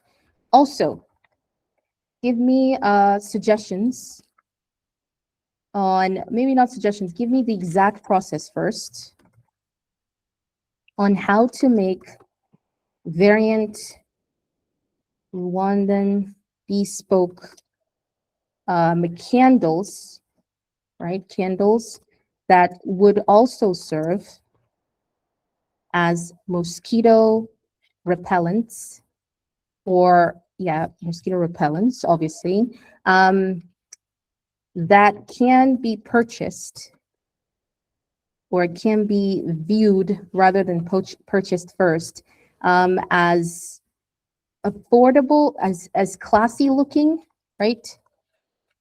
While at the same time being affordable for the general public. Because again, you gotta, if you want to make a brand succeed, you have to start from the local people actually liking that. They can go to the shop and buy it. You understand what I mean? So you should have variants. You have the ones that local people could buy, and it's nice. You shouldn't degrade people just because they have low income. Okay, then I just do anything they can buy. You should keep to the quality where you don't lose, of course, but the quality and the view, the eyes, they see, they buy first before they actually pay, right? When you see things like food, when you see food, your eyes can tell you, oh, should I eat that, or I really want to try that? Same thing, the outlook. So local people in Rwanda should like the way the candle is, because it's Rwandan themed, but at the same time it's useful because it repels mosquito in Rwanda, in Africa, and even abroad. There's mosquito everywhere. So I'm not saying there's a mosquito in specific places. We have mosquitoes everywhere. So whatever it is, it could also not be with time when your business is growing, or when your business improves, you're not focusing only on mosquitoes now. What about other insects? You're starting to think now how you could do something similar for other things. But in the beginning, you have to have one focus, to focus on one thing first. So while at the same time being affordable for the general public, right? And looking good. I think we already said looking good. General public in Rwanda, and also a nice decoration, with purpose, for people in other countries. Like, look at South America. You imagine how much money you could make if you were shipping something like that, because in South America, they also have mosquitoes there.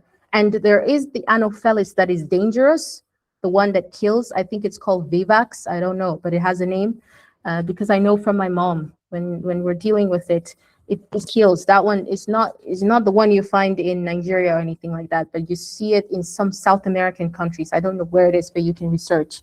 It kills. That one is dangerous. So also a nice decoration purpose for people in another country, or in other countries. I should have said other. I wanted to say other. I said another. So basically that, and then what else do we need? Think about it as you're reading this prompt. I said, give me the exact process. I said how to make the bespoke candles, but I should probably say bespoke candles from home. Like, this is really important, like, because I want to start to make it from home. And you can also tell your AI agent as a prototype, because you want to showcase what it is. That's really important to have prototypes. So as a prototype, maybe giving, I don't know, 5 units, something like that. Also consider budget. Additionally, give me the budget breakdown, of the business scale or the initial revenue, right? Initial revenue required for this type of business, from small scale, right, developing into larger scale business. You can also come about with the exports and all that stuff. And then, like I always say, when you have the structure, later on, you can add AI agents. That's coming later. And what will the AI agents do? They would connect you to export routes or anything else that you require to not to auto-generate any business plan. Because again, what an AI is going to be giving somebody in Rwanda is probably giving somebody in another place. So you don't want that for people using your app to be getting the same business idea. Although the world is a world where people can do the same business and everybody thrives in the way their business is, but still you want to try to keep yours as bespoke as possible. Bespoke meaning as unique as possible, right? So anyways, moving on. Now let's tell the the Claude what idea we were talking about. So we said, give me more details on here is the information to use, okay? And then just paste that information, which I believe I copied from the top. It's also talking about citronella, but if you're Rwandan or any other country in Africa, you probably know some leaves or things that you can actually mix it in. That's where the human thinking comes. So now I'm going to copy this and paste it over here. I also want to do the same thing for Gemini, even though Gemini didn't give me anything about candles, but that's what I told you how AI works. You still want to see what sort of information you're going to get that you actually really like.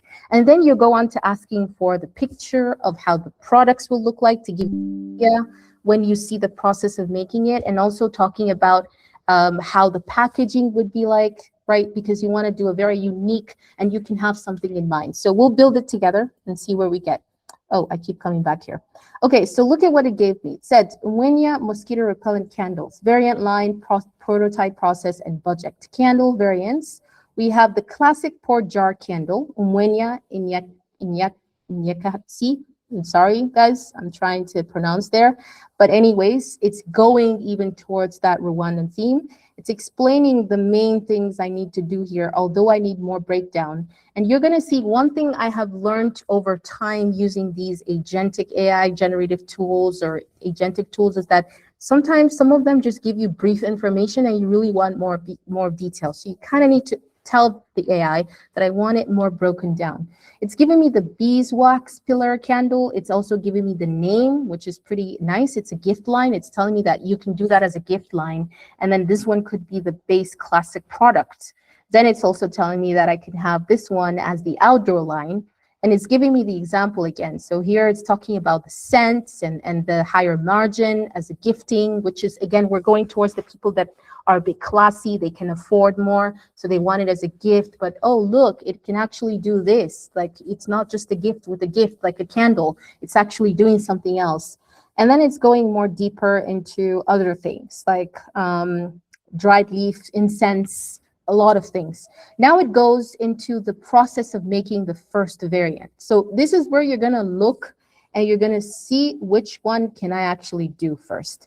So it's giving you different processes, and then it's giving you the breakdown costs of how many units. Well, it's giving you the breakdown of the budget breakdown, but you can obviously tell it in terms of pricing. Here it talks more about the staging, how many units that could make, what you're funding, and what is your framework estimation. So you can go more deeper into this by saying, give me the pricing of how much I could start this business with, like how much.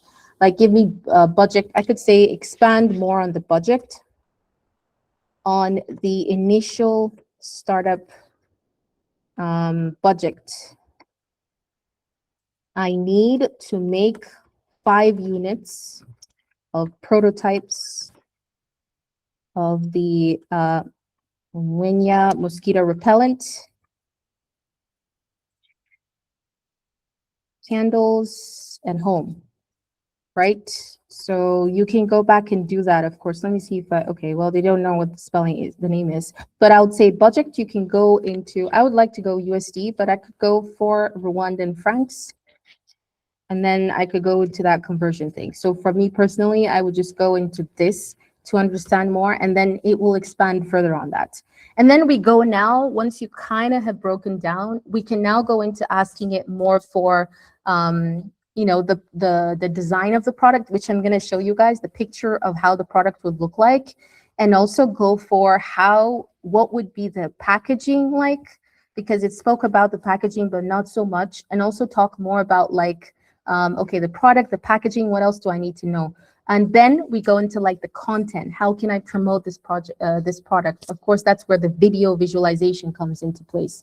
And that's something else again, but also easy to do. So it's telling you more about, okay, so if I wanted to do 5 units of this variant, it goes for variant A, just variant A, but I can specify which one. Then it's breaking it down, the umenia itself, the cotton wax, the terracotta, the wick stickers, the one, of course, for the candle, thermometer. If I need to, I could just use my own logic there.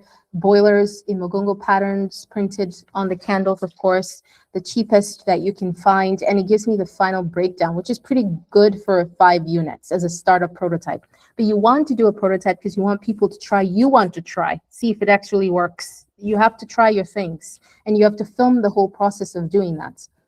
So anyways, this is what it gave me. Now let's go back into, and I'll show you something real cool. Okay, so this Gemini is actually going more deeper into giving me the product line. It's showing me the candles. I definitely will not put them in terracottas like this, although it is nice and authentic. But I think if I was to get somebody who could paint or put that in Mogongo pattern or Agasaki somehow, something, if I was doing this Rwandan themed, that is kind of where my human intuition is coming into. But of course, the AI just gives you the general idea, but you can build more, and I'll show you how.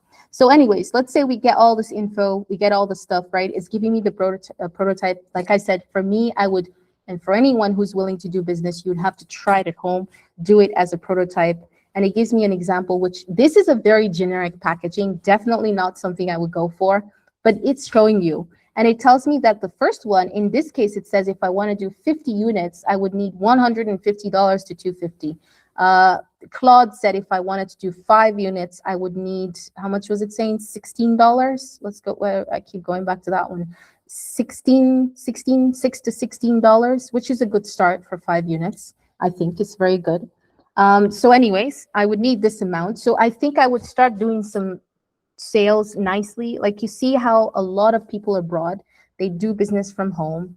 And now because you're a software engineer or you're into that tech, you know how to promote it online by creating content first, showing people what it is. And you get people to order also from abroad, and also sell it locally in the local sites where people visit. So with time, from your 5 units, with the proper marketing strategy, if you know what you're doing, which is why you need to know content creation, and that's something I'm going to show you, and also how to interact with people in one way, then you're going to start selling those 5 units, getting more money, and you can do 10 units, 15 units. And then with time, you ask yourself, should I continue my business from home, or should I do it on ground? For example, here in Morocco, it's really a lot of bureaucracy to open anything as a place, like rent a place or have, there's taxes and stuff. And I think it's not just here, it applies in many places, although there's a lot of bureaucracy. So most of the time, business would succeed here if you're doing it online.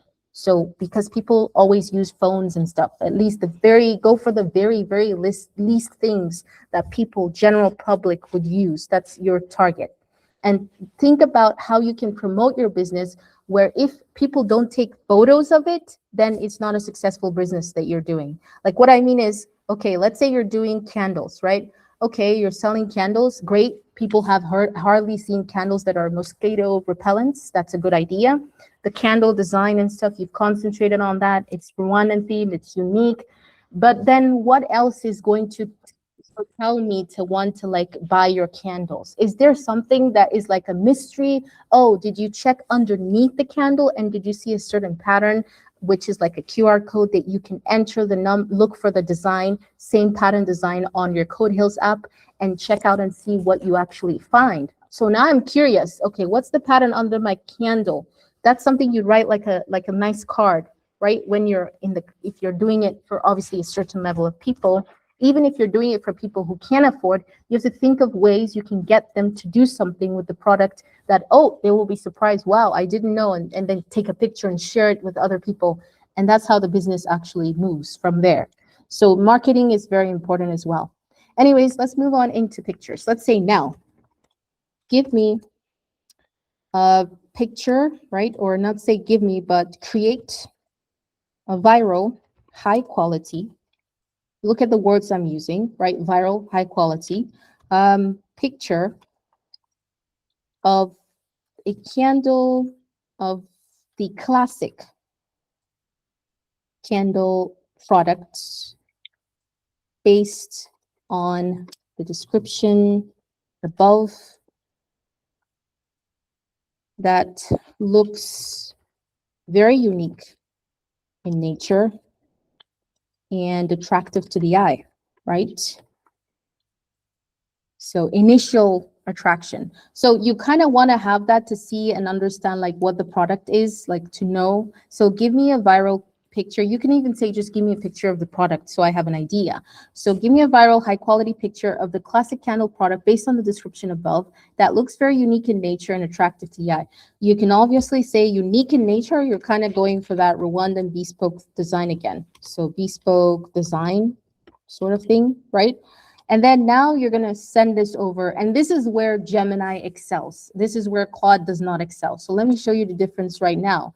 If I go over to Claude, paste the same prompt, right? Send it over to Claude. Let's see what kind of image we generate with both. And then let's compare.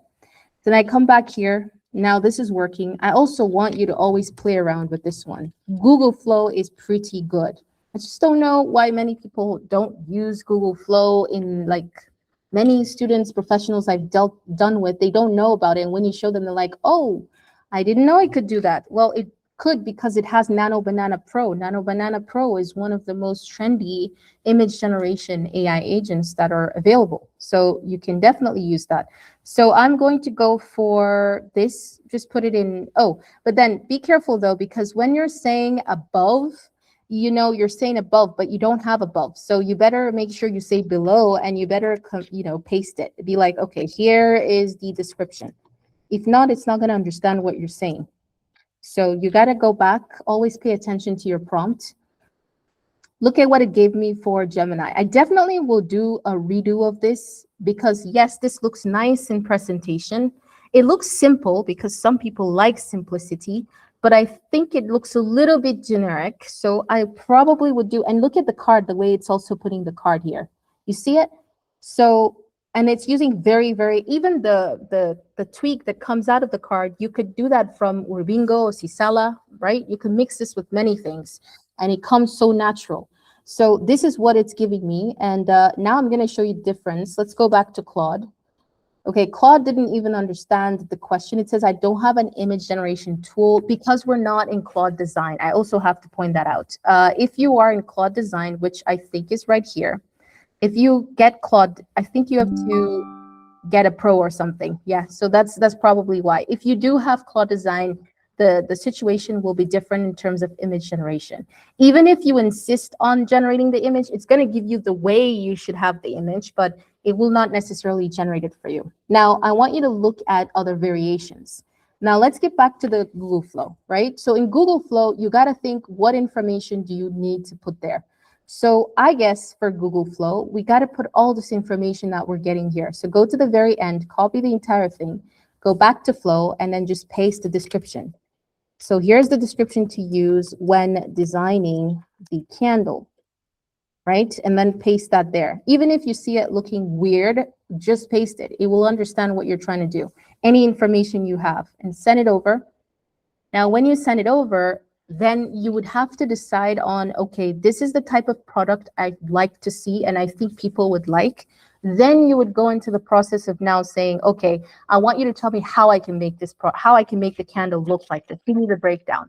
And from home again. So it will start giving you the breakdown of the candle itself and of the package itself as well. So here it's giving me this one, pretty simple, pretty nice. And I think it's because we have the terracotta in there. It's giving me these ones, but you notice that there's the imigongo pattern, which is around it necessarily. So again, you can kind of play around with that. And even the presentation is very important. You notice the presentation here. So let's say that I want to do video content. Let's say, for example, real quick, I'll download this and I'll download all the 3 that I have. So there's this one. Let's say I decide, oh, I like this one. Let's download this one. Now you go back here and this is where you should concentrate. Now, based on pictures attached here. Also, remember to think of a name. So I'm taking probably one variant, but there are many variants of this type of candle. There's the tall one, small one, the fat one, whatever you can produce. So now you're going to say, based on the pictures attached here, right, you're going to be now create a viral, or rather than create, say, give me, this is the keyword, give me broken down scenario, right? Scenario into scenes, right? Detailed scenes. Be very, very, very specific with the way you're doing this. So I really suggest you follow the way I'm going to write it because it will give you something you need. Also, you can make your product in menu where your product is popping up, like an augmented reality sort of thing. But anyways, let's go on. Give me a broken down scenario into detailed scenes to produce high quality, extremely creative. I always like to go with those words, right? Video, and you can say real, right? Real as in you're meaning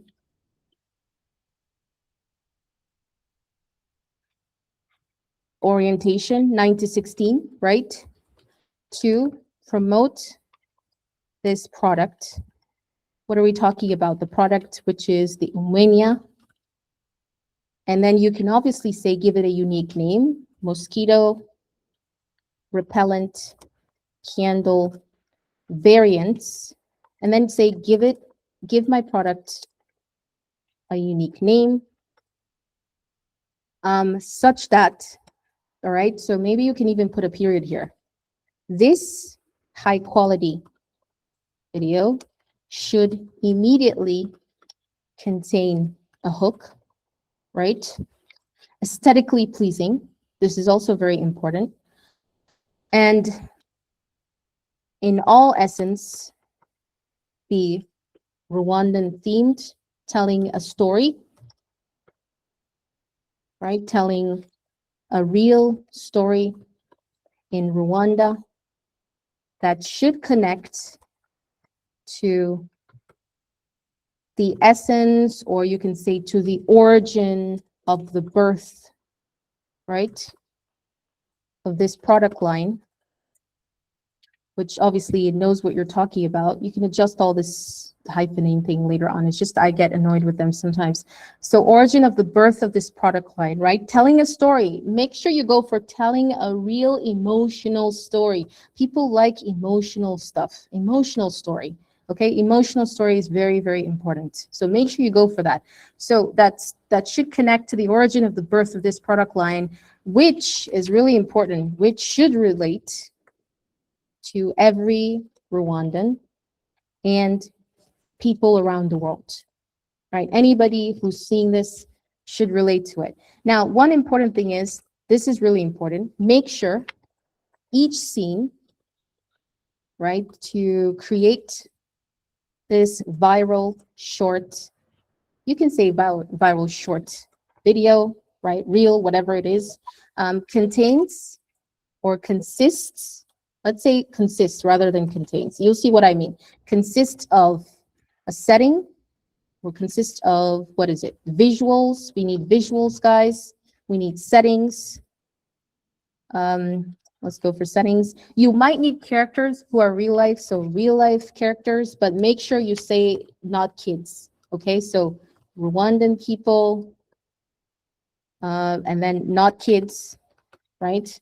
You need action. What else do you need? You need soundtrack. You can better do that as Rwandan soundtrack. if you want to. You don't have to say Rwandan soundtrack. You could say whatever kind of soundtrack. In fact, you could also create your own soundtrack. That's something else. Soundtrack, what else do you need? You need voiceover to communicate the story for every scene that connects to each other. What else do you need? You need voiceover, you need that. Oh, you need the natural transition, okay? And you need text overlay, short, beautifully written text overlays, okay?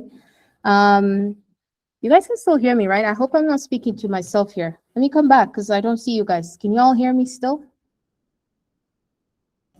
Yeah, you can all still hear me. Okay. All right, so I'm gonna, because sometimes you might be speaking to yourself. I will actually share again because I want to show you guys real quickly. Also, when I finish this, before we go, there's a video that's really important. Let me screen share again with audio. It's really important. I want to show you one video here. So I'm sharing back, okay? Back to this stuff that I was talking about, guys. I said overlays that are short, beautifully text written overlays, and finally, what is it? Natural transition. That's the final thing. And natural transitions. And wait, let me close this window because it's blocking me. I've closed your windows, but I know you're there. National transitions from one scene to the next. Okay, that's it. Now let's think. This video, we didn't set the duration. It will know because we set shorts. We did say everything we need to. So eventually, one thing I would suggest, which is a trick that most people don't know about video generation and content creation, is make sure, right, each scene, the maximum number that you can generate for a scene on any AI is 8 to 10 seconds. So make sure each scene can generate an 8 to 10 second video clip. And you can even be specific using Gemini. Be specific because that's the one you have free available. VO 3.1. That's it. Once you're done, you send it over. Boom. Oh, I forgot to do one important thing. Remember we talked about pictures. Where are the pictures? So you got to upload them. So let me go do them real fast. Just drag, drop these photos.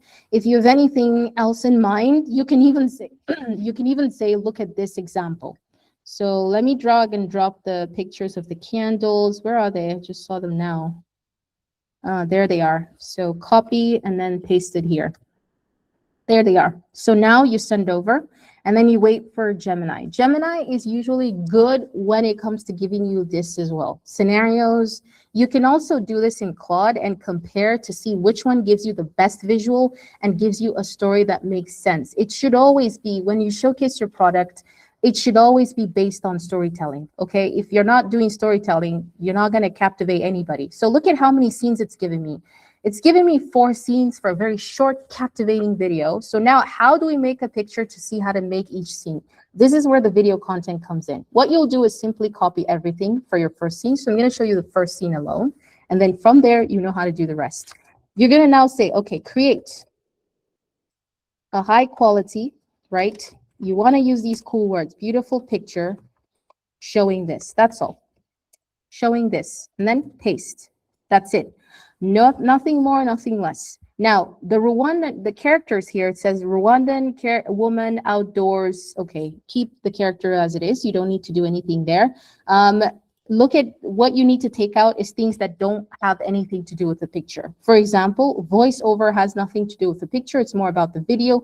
Take that out. Text overlay, leave that in. Transition, you don't need that. That's not in anything to do with this.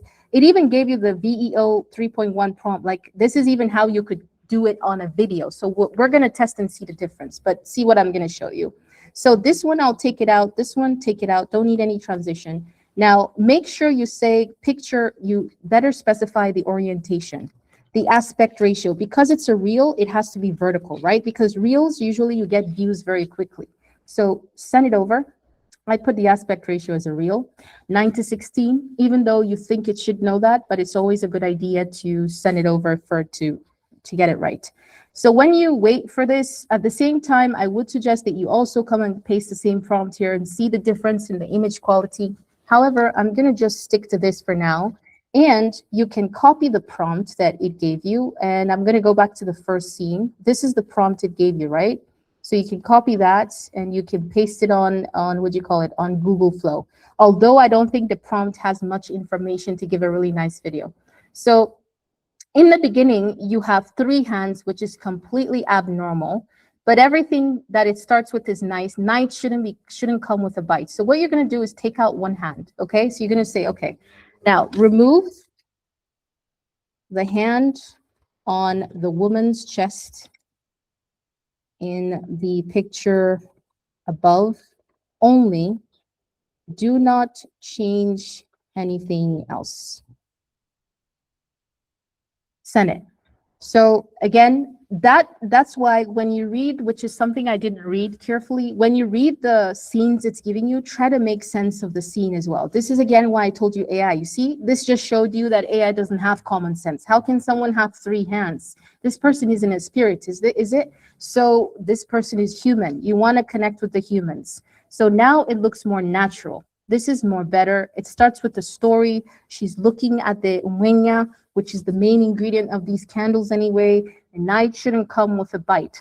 So how can we make this into a quality video? Because this is really what you will do for all your pictures. And remember, you have many options, so you can check on Google Flow and try to get the best picture that really delivers, because those first 3 seconds are very important if the person is going to watch and see your product. And then you have to put videos showcasing you making the product, of course, fast those videos, edit them, but it's connected to the main idea. Okay, let's go fast into how we make the video. So now, if you want to make the video, what you'll do is copy the entire thing again. And these are the free options you have that are very valuable. Go over to vids. Okay, vids, you guys, I don't know, sometimes I always say vids, people don't know about vids as well. But if you go search up vids, it's from Gemini, it's from the Google family. Just go look for vids, and all you have to do is sign in.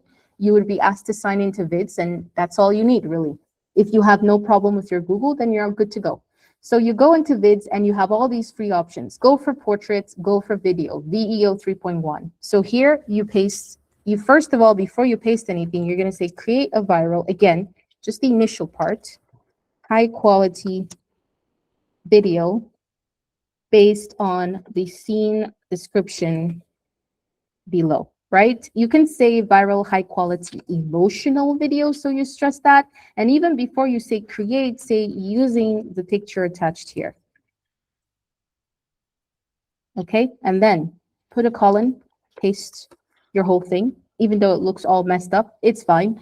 Characters. Now, you don't need to necessarily keep saying Rwandan woman, right? I mean, you don't need to keep emphasizing her. You should just look for where it's talking about. You should put her in the visuals. Instead of saying characters, just put like that. Take it out, make sense of this, like I told you. A Rwandan woman as seen in the picture attached here. And one thing I forgot to tell you guys is that I actually am copying this prompt. This shouldn't be in create, it should be in animate. You know why? Because you have a picture. You're just trying to animate, bring it to life. So you are referring to that. You're saying this first of all, it starts with a misty sunset over the green Rwandan hills, Rwandan terraced hills, and then you say as seen, again, refer, as seen in the picture. Always do referral because AI doesn't have logic. So as seen in the picture attached here, okay, refer. So it goes with that scene. Now looking at the misty hills while brushing the insects, okay, brushing away insects, that's fine. That's gonna be it doing that. A close-up of her, and her, we're talking about the Rwandan woman, of course, looking at the fresh umwenya leaves, basically that. Again, you can just do as seen in the picture here. Just refer at the end. This is always a safe idea to do. Picture attached here. That's all. Soundtrack, pretty much the same. Text overlay, it's already there. So the text overlay, you kind of don't want, there's a little trick on text. And unfortunately, I don't have something that I normally put with text. So for now, what I'll do is let's just say, if you're doing the text overlay, showing, let's say showing the text overlay here, which exactly as it is in the picture. I'm trying to do this so that the AI doesn't repeat. If not, it's going to repeat 2 text overlays again. So showing the text overlay as seen again in the picture attached here. All right, that's it. pretty much that. Night, the transition is good. It goes into the next scene this way. So now you're going to upload your picture, right? The one that you downloaded, which I believe we did. Let me see, did I download her picture or not yet? Let's go back to, where was I again? Oh, here. So I'm going to download, apparently I didn't download this picture. So we download the picture that you're trying to animate, and you're going to do this simultaneously. Now it's downloaded. You copy this whole thing, attach your picture, select it. That's it. And then let it do its work. Now I'm going to copy this prompt and send this one over here. It's going to start making that. Go back to the Google Flow. And something about Google, sometimes it's a little bit tricky on people. So of course, when you're trying to do somebody who's prominent, sometimes it doesn't work with prominent people. So you kind of maybe want to also tell the AI to give you a prompt whereby, you know, it's describing the person, but not necessarily showing the person. So that's something you should keep in mind as well. So it's making the video. You notice that I just did, I don't know if you saw it, but I just pasted the prompt on Google Flow, and it's free for everybody again. Add the prompt to your sort of your prompt, your picture to your prompt. Go here, check video, go to 9:16, use Omni Flash because it's pretty good, although you could do VO 3.1 fast, which is also good. And then go for 8 or 10 seconds, depending on how long you want this video. I think 8 seconds and times 1, just 1, and look at how much credits you're gonna take. So do that, send it over. Now you're gonna wait and see which one you got the video generated in. Okay. For generations. Now let's see the first video. It's made a first video. For generations, peaceful Rwandan nights were cut short by uninvited guests. So starting off like that's just a simple example. Of course, you're gonna have to generate videos to understand which one is, you know, captivating, which one relates more. You can generate again if you feel like, oh, this one's okay, but something else, I need this, I need that. You can refine. But now you understand For generations, how you can start. Peaceful Rwandan nights were cut short by uninvited guests. So something like that. And then let's look at what Google Flow would do. Let's see. For generations, peaceful Rwandan nights were cut short by uninvited guests. This is actually very good, but what spoilt it was that she started to speak, which, yeah, it's more of a narration kind of thing.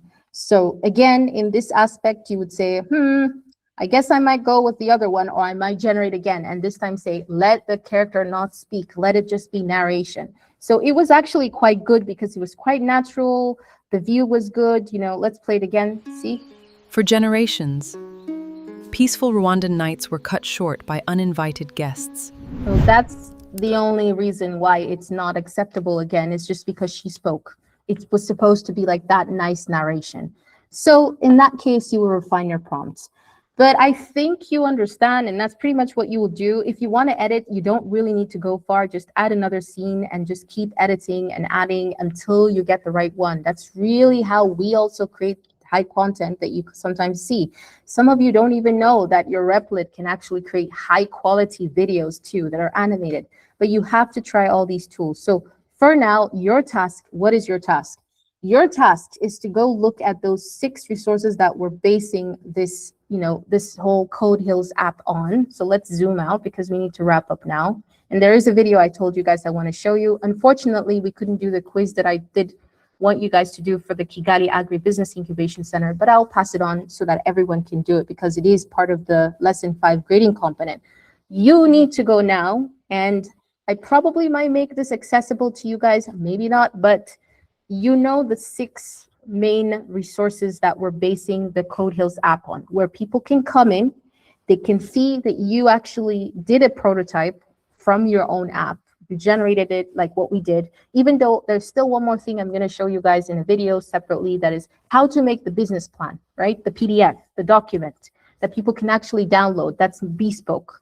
So how do you do that? How do you make that happen? So for now, we saw how to be able to get the idea, how to be able to know how to do it from home, how to do the units, the packaging, and how to be able to create the video content. Because what I just showed you is what you would repeat and put your scenes together in the same place, really here, no place else, or any video editor, until you have this perfect seeing a perfect video that's just showing exactly what you want people to see, storytelling.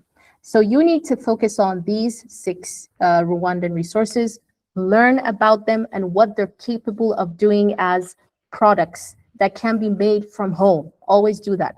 Can be made from home, but they can scale up to become medium business scale and large business scale. And so what is the initial budget? Where can the resources be found? Because that's what you're going to put when somebody comes to Umuravumba in your app, they click on it or click on explore more, they want to see some ideas in here, okay? So that they can, oh, okay, maybe I'm interested in this one. What's that one?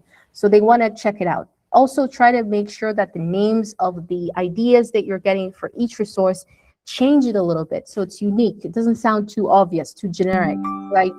So that's something you need to do for all of them. That's something I'm going to put on instructions, and I'll put a guide because I do have a guide here that I'll share it with you guys. I think I showed you. This is a guide of this table of resources because you guys are going to get, some of you are going to get funds to do a prototype once you complete the lesson 5 task according to instructions, of course. And then some of the groups, I think between one of your 2 groups, one of your groups this week is going to reach the cap points, if not both, depending. And then you would get your first resource, a fund of $30 to start getting your prototype going as a group. So all the stuff you need to kind of start breaking it down using the resources. And remember, everything needs to connect back to your Code Hills app. You can't have it isolated. You can't generate anything with AI. You got to do the structure first. AI refinement comes after the structure is done, then the polishing and the AI refinement, the APIs come later in. But initially you have the control. So you need to research on all of these and get 5 business plans that are very unique for each one of them that can be done and can become profitable businesses, and they would have unique products and unique packaging. I just showed you examples, right? So that's your little research up until your next, of course, lesson test. For lesson 4, you just have to make sure you have your app ready. This one, lesson 5, it goes into lesson 5, which is today's lesson. Okay, guys, I want to show you this real quick, and then I'll come back to the classroom. Look at these videos that are very cool in marketing, and tell me, see what you understand from these videos. I'll play just the first one, which I think relates to some of your ideas on products. Look at this. Deliver coffee to their customers instead of this See cafe the found the coffee most business. creative way to deliver coffee to their customers. Instead of a regular setup, the owner installed a system of transparent tubes that run through the entire cafe. When someone orders a coffee, the beans start traveling through the tubes in the air until they reach the machine. Customers couldn't stop filming and posting about it, turning a regular cafe into a place people actually talk about, because it turned something as ordinary as making coffee into a visual experience nobody had ever seen before. Sometimes you don't need a new product, you just need to make the experience interesting enough for people to remember you. What do you think about this idea? Right. I think that just concluded our lesson for today, guys. So everything was understandable in some way, a lot of information, but of course, again, we'll provide you guide and with what we can, of course, and how we can, but you need to step up and do your own role as well, with all these things you've seen. So we're expecting to see things from you, changes in the way you're doing your app, changes in the way you're creating your products, your prototype, based on how we're also going to help to try to fund some of you who actually want to put in effort to do something in terms of start up your own business and collaborate with us to launch it as a Rwandan bespoke brand. So this is, of course, going to go in Rwanda and all African countries. So I'm speaking Rwanda, Cameroon, Nigeria, all across. But we're starting to see how this works in Rwanda first. So any questions, guys? I think we're going to conclude. We've done 2 hours. We've tried today. I think it's been quite an interesting experience. Is there any questions? I only see a few people's cameras on. Some people still sleeping again. Yes, go ahead, Ilham. I'm listening to you. Hi, everyone. Good evening. So my question is, when is the deadline for the submission? I see that it is on the 26th. Like, I just want to be sure. I think 25th, 26th. I saw it somewhere. Good question, Ilham's asking. Okay, so for the one that's on the 26th is the experience that you guys had from the Kigali Agribusiness Incubation Center. We're going to give you guys a form with questions in there where you need, and of course the quiz that you guys couldn't do today, where you need to talk about the experience. There are some questions that have to do with something from there to see if you actually capture the experience. That's all. That's the one that's due on Wednesday. And based on that, we're going to know how many students we need to give funding to start making an initial prototype on their own. We're not talking about the ones in the groups. The ones in the groups have their own funding, depending if they reach the cap points, which is 200. But the ones that are on their own, that want to start something up, that need an initial funding, which could be as small as it is, but it is a funding to get started, is them we're going to give based on their performance after they answer the questions for this lesson 5. So Ilham, Wednesday is just questions based on your experience, things that you need to answer, post on your social media, and tag Nazli Tech School, Kigali Agri-Business Center, Business Incubation Center, and Women in Tech Rwanda. That's it. On Friday, what we expect from you guys to do, again, just answering that, is the lesson 4, guys, parts 2 to 6. You should have your app up until where it's supposed to be right now. So I showed you guys where it is supposed to be. The sign up page should be like that. You should have your Imigongo pattern cyber batch there. You should work on your login, try to add your own intuition there based on what you've done on your sign up. That's it. And then wait for how I will explain to you guys later on, which is on lesson 6. That means next Monday onwards, how you're going to now do the resources where you can now connect when they select a price, select a city. How are they going to get that PDF business plan that you're going to generate, which I will explain to you again, because that's the only thing I didn't do, so that they can have it downloaded for them. So, and then from there, you can always update and change, and because you would understand the base process already. So that's really it. So Friday, you just need to update, make sure your app is updated, because you're going to do a video explaining your updated app and showing the code. So follow those guidelines so you can do it on Friday. That's for Friday. And that's it pretty much for this week until next week. But then I'm saying that you should start doing research on content. That's what I'm explaining to you all this time. Ilham, I think that answered your question. I'll go over to Mary. Thank you. Mary, go ahead.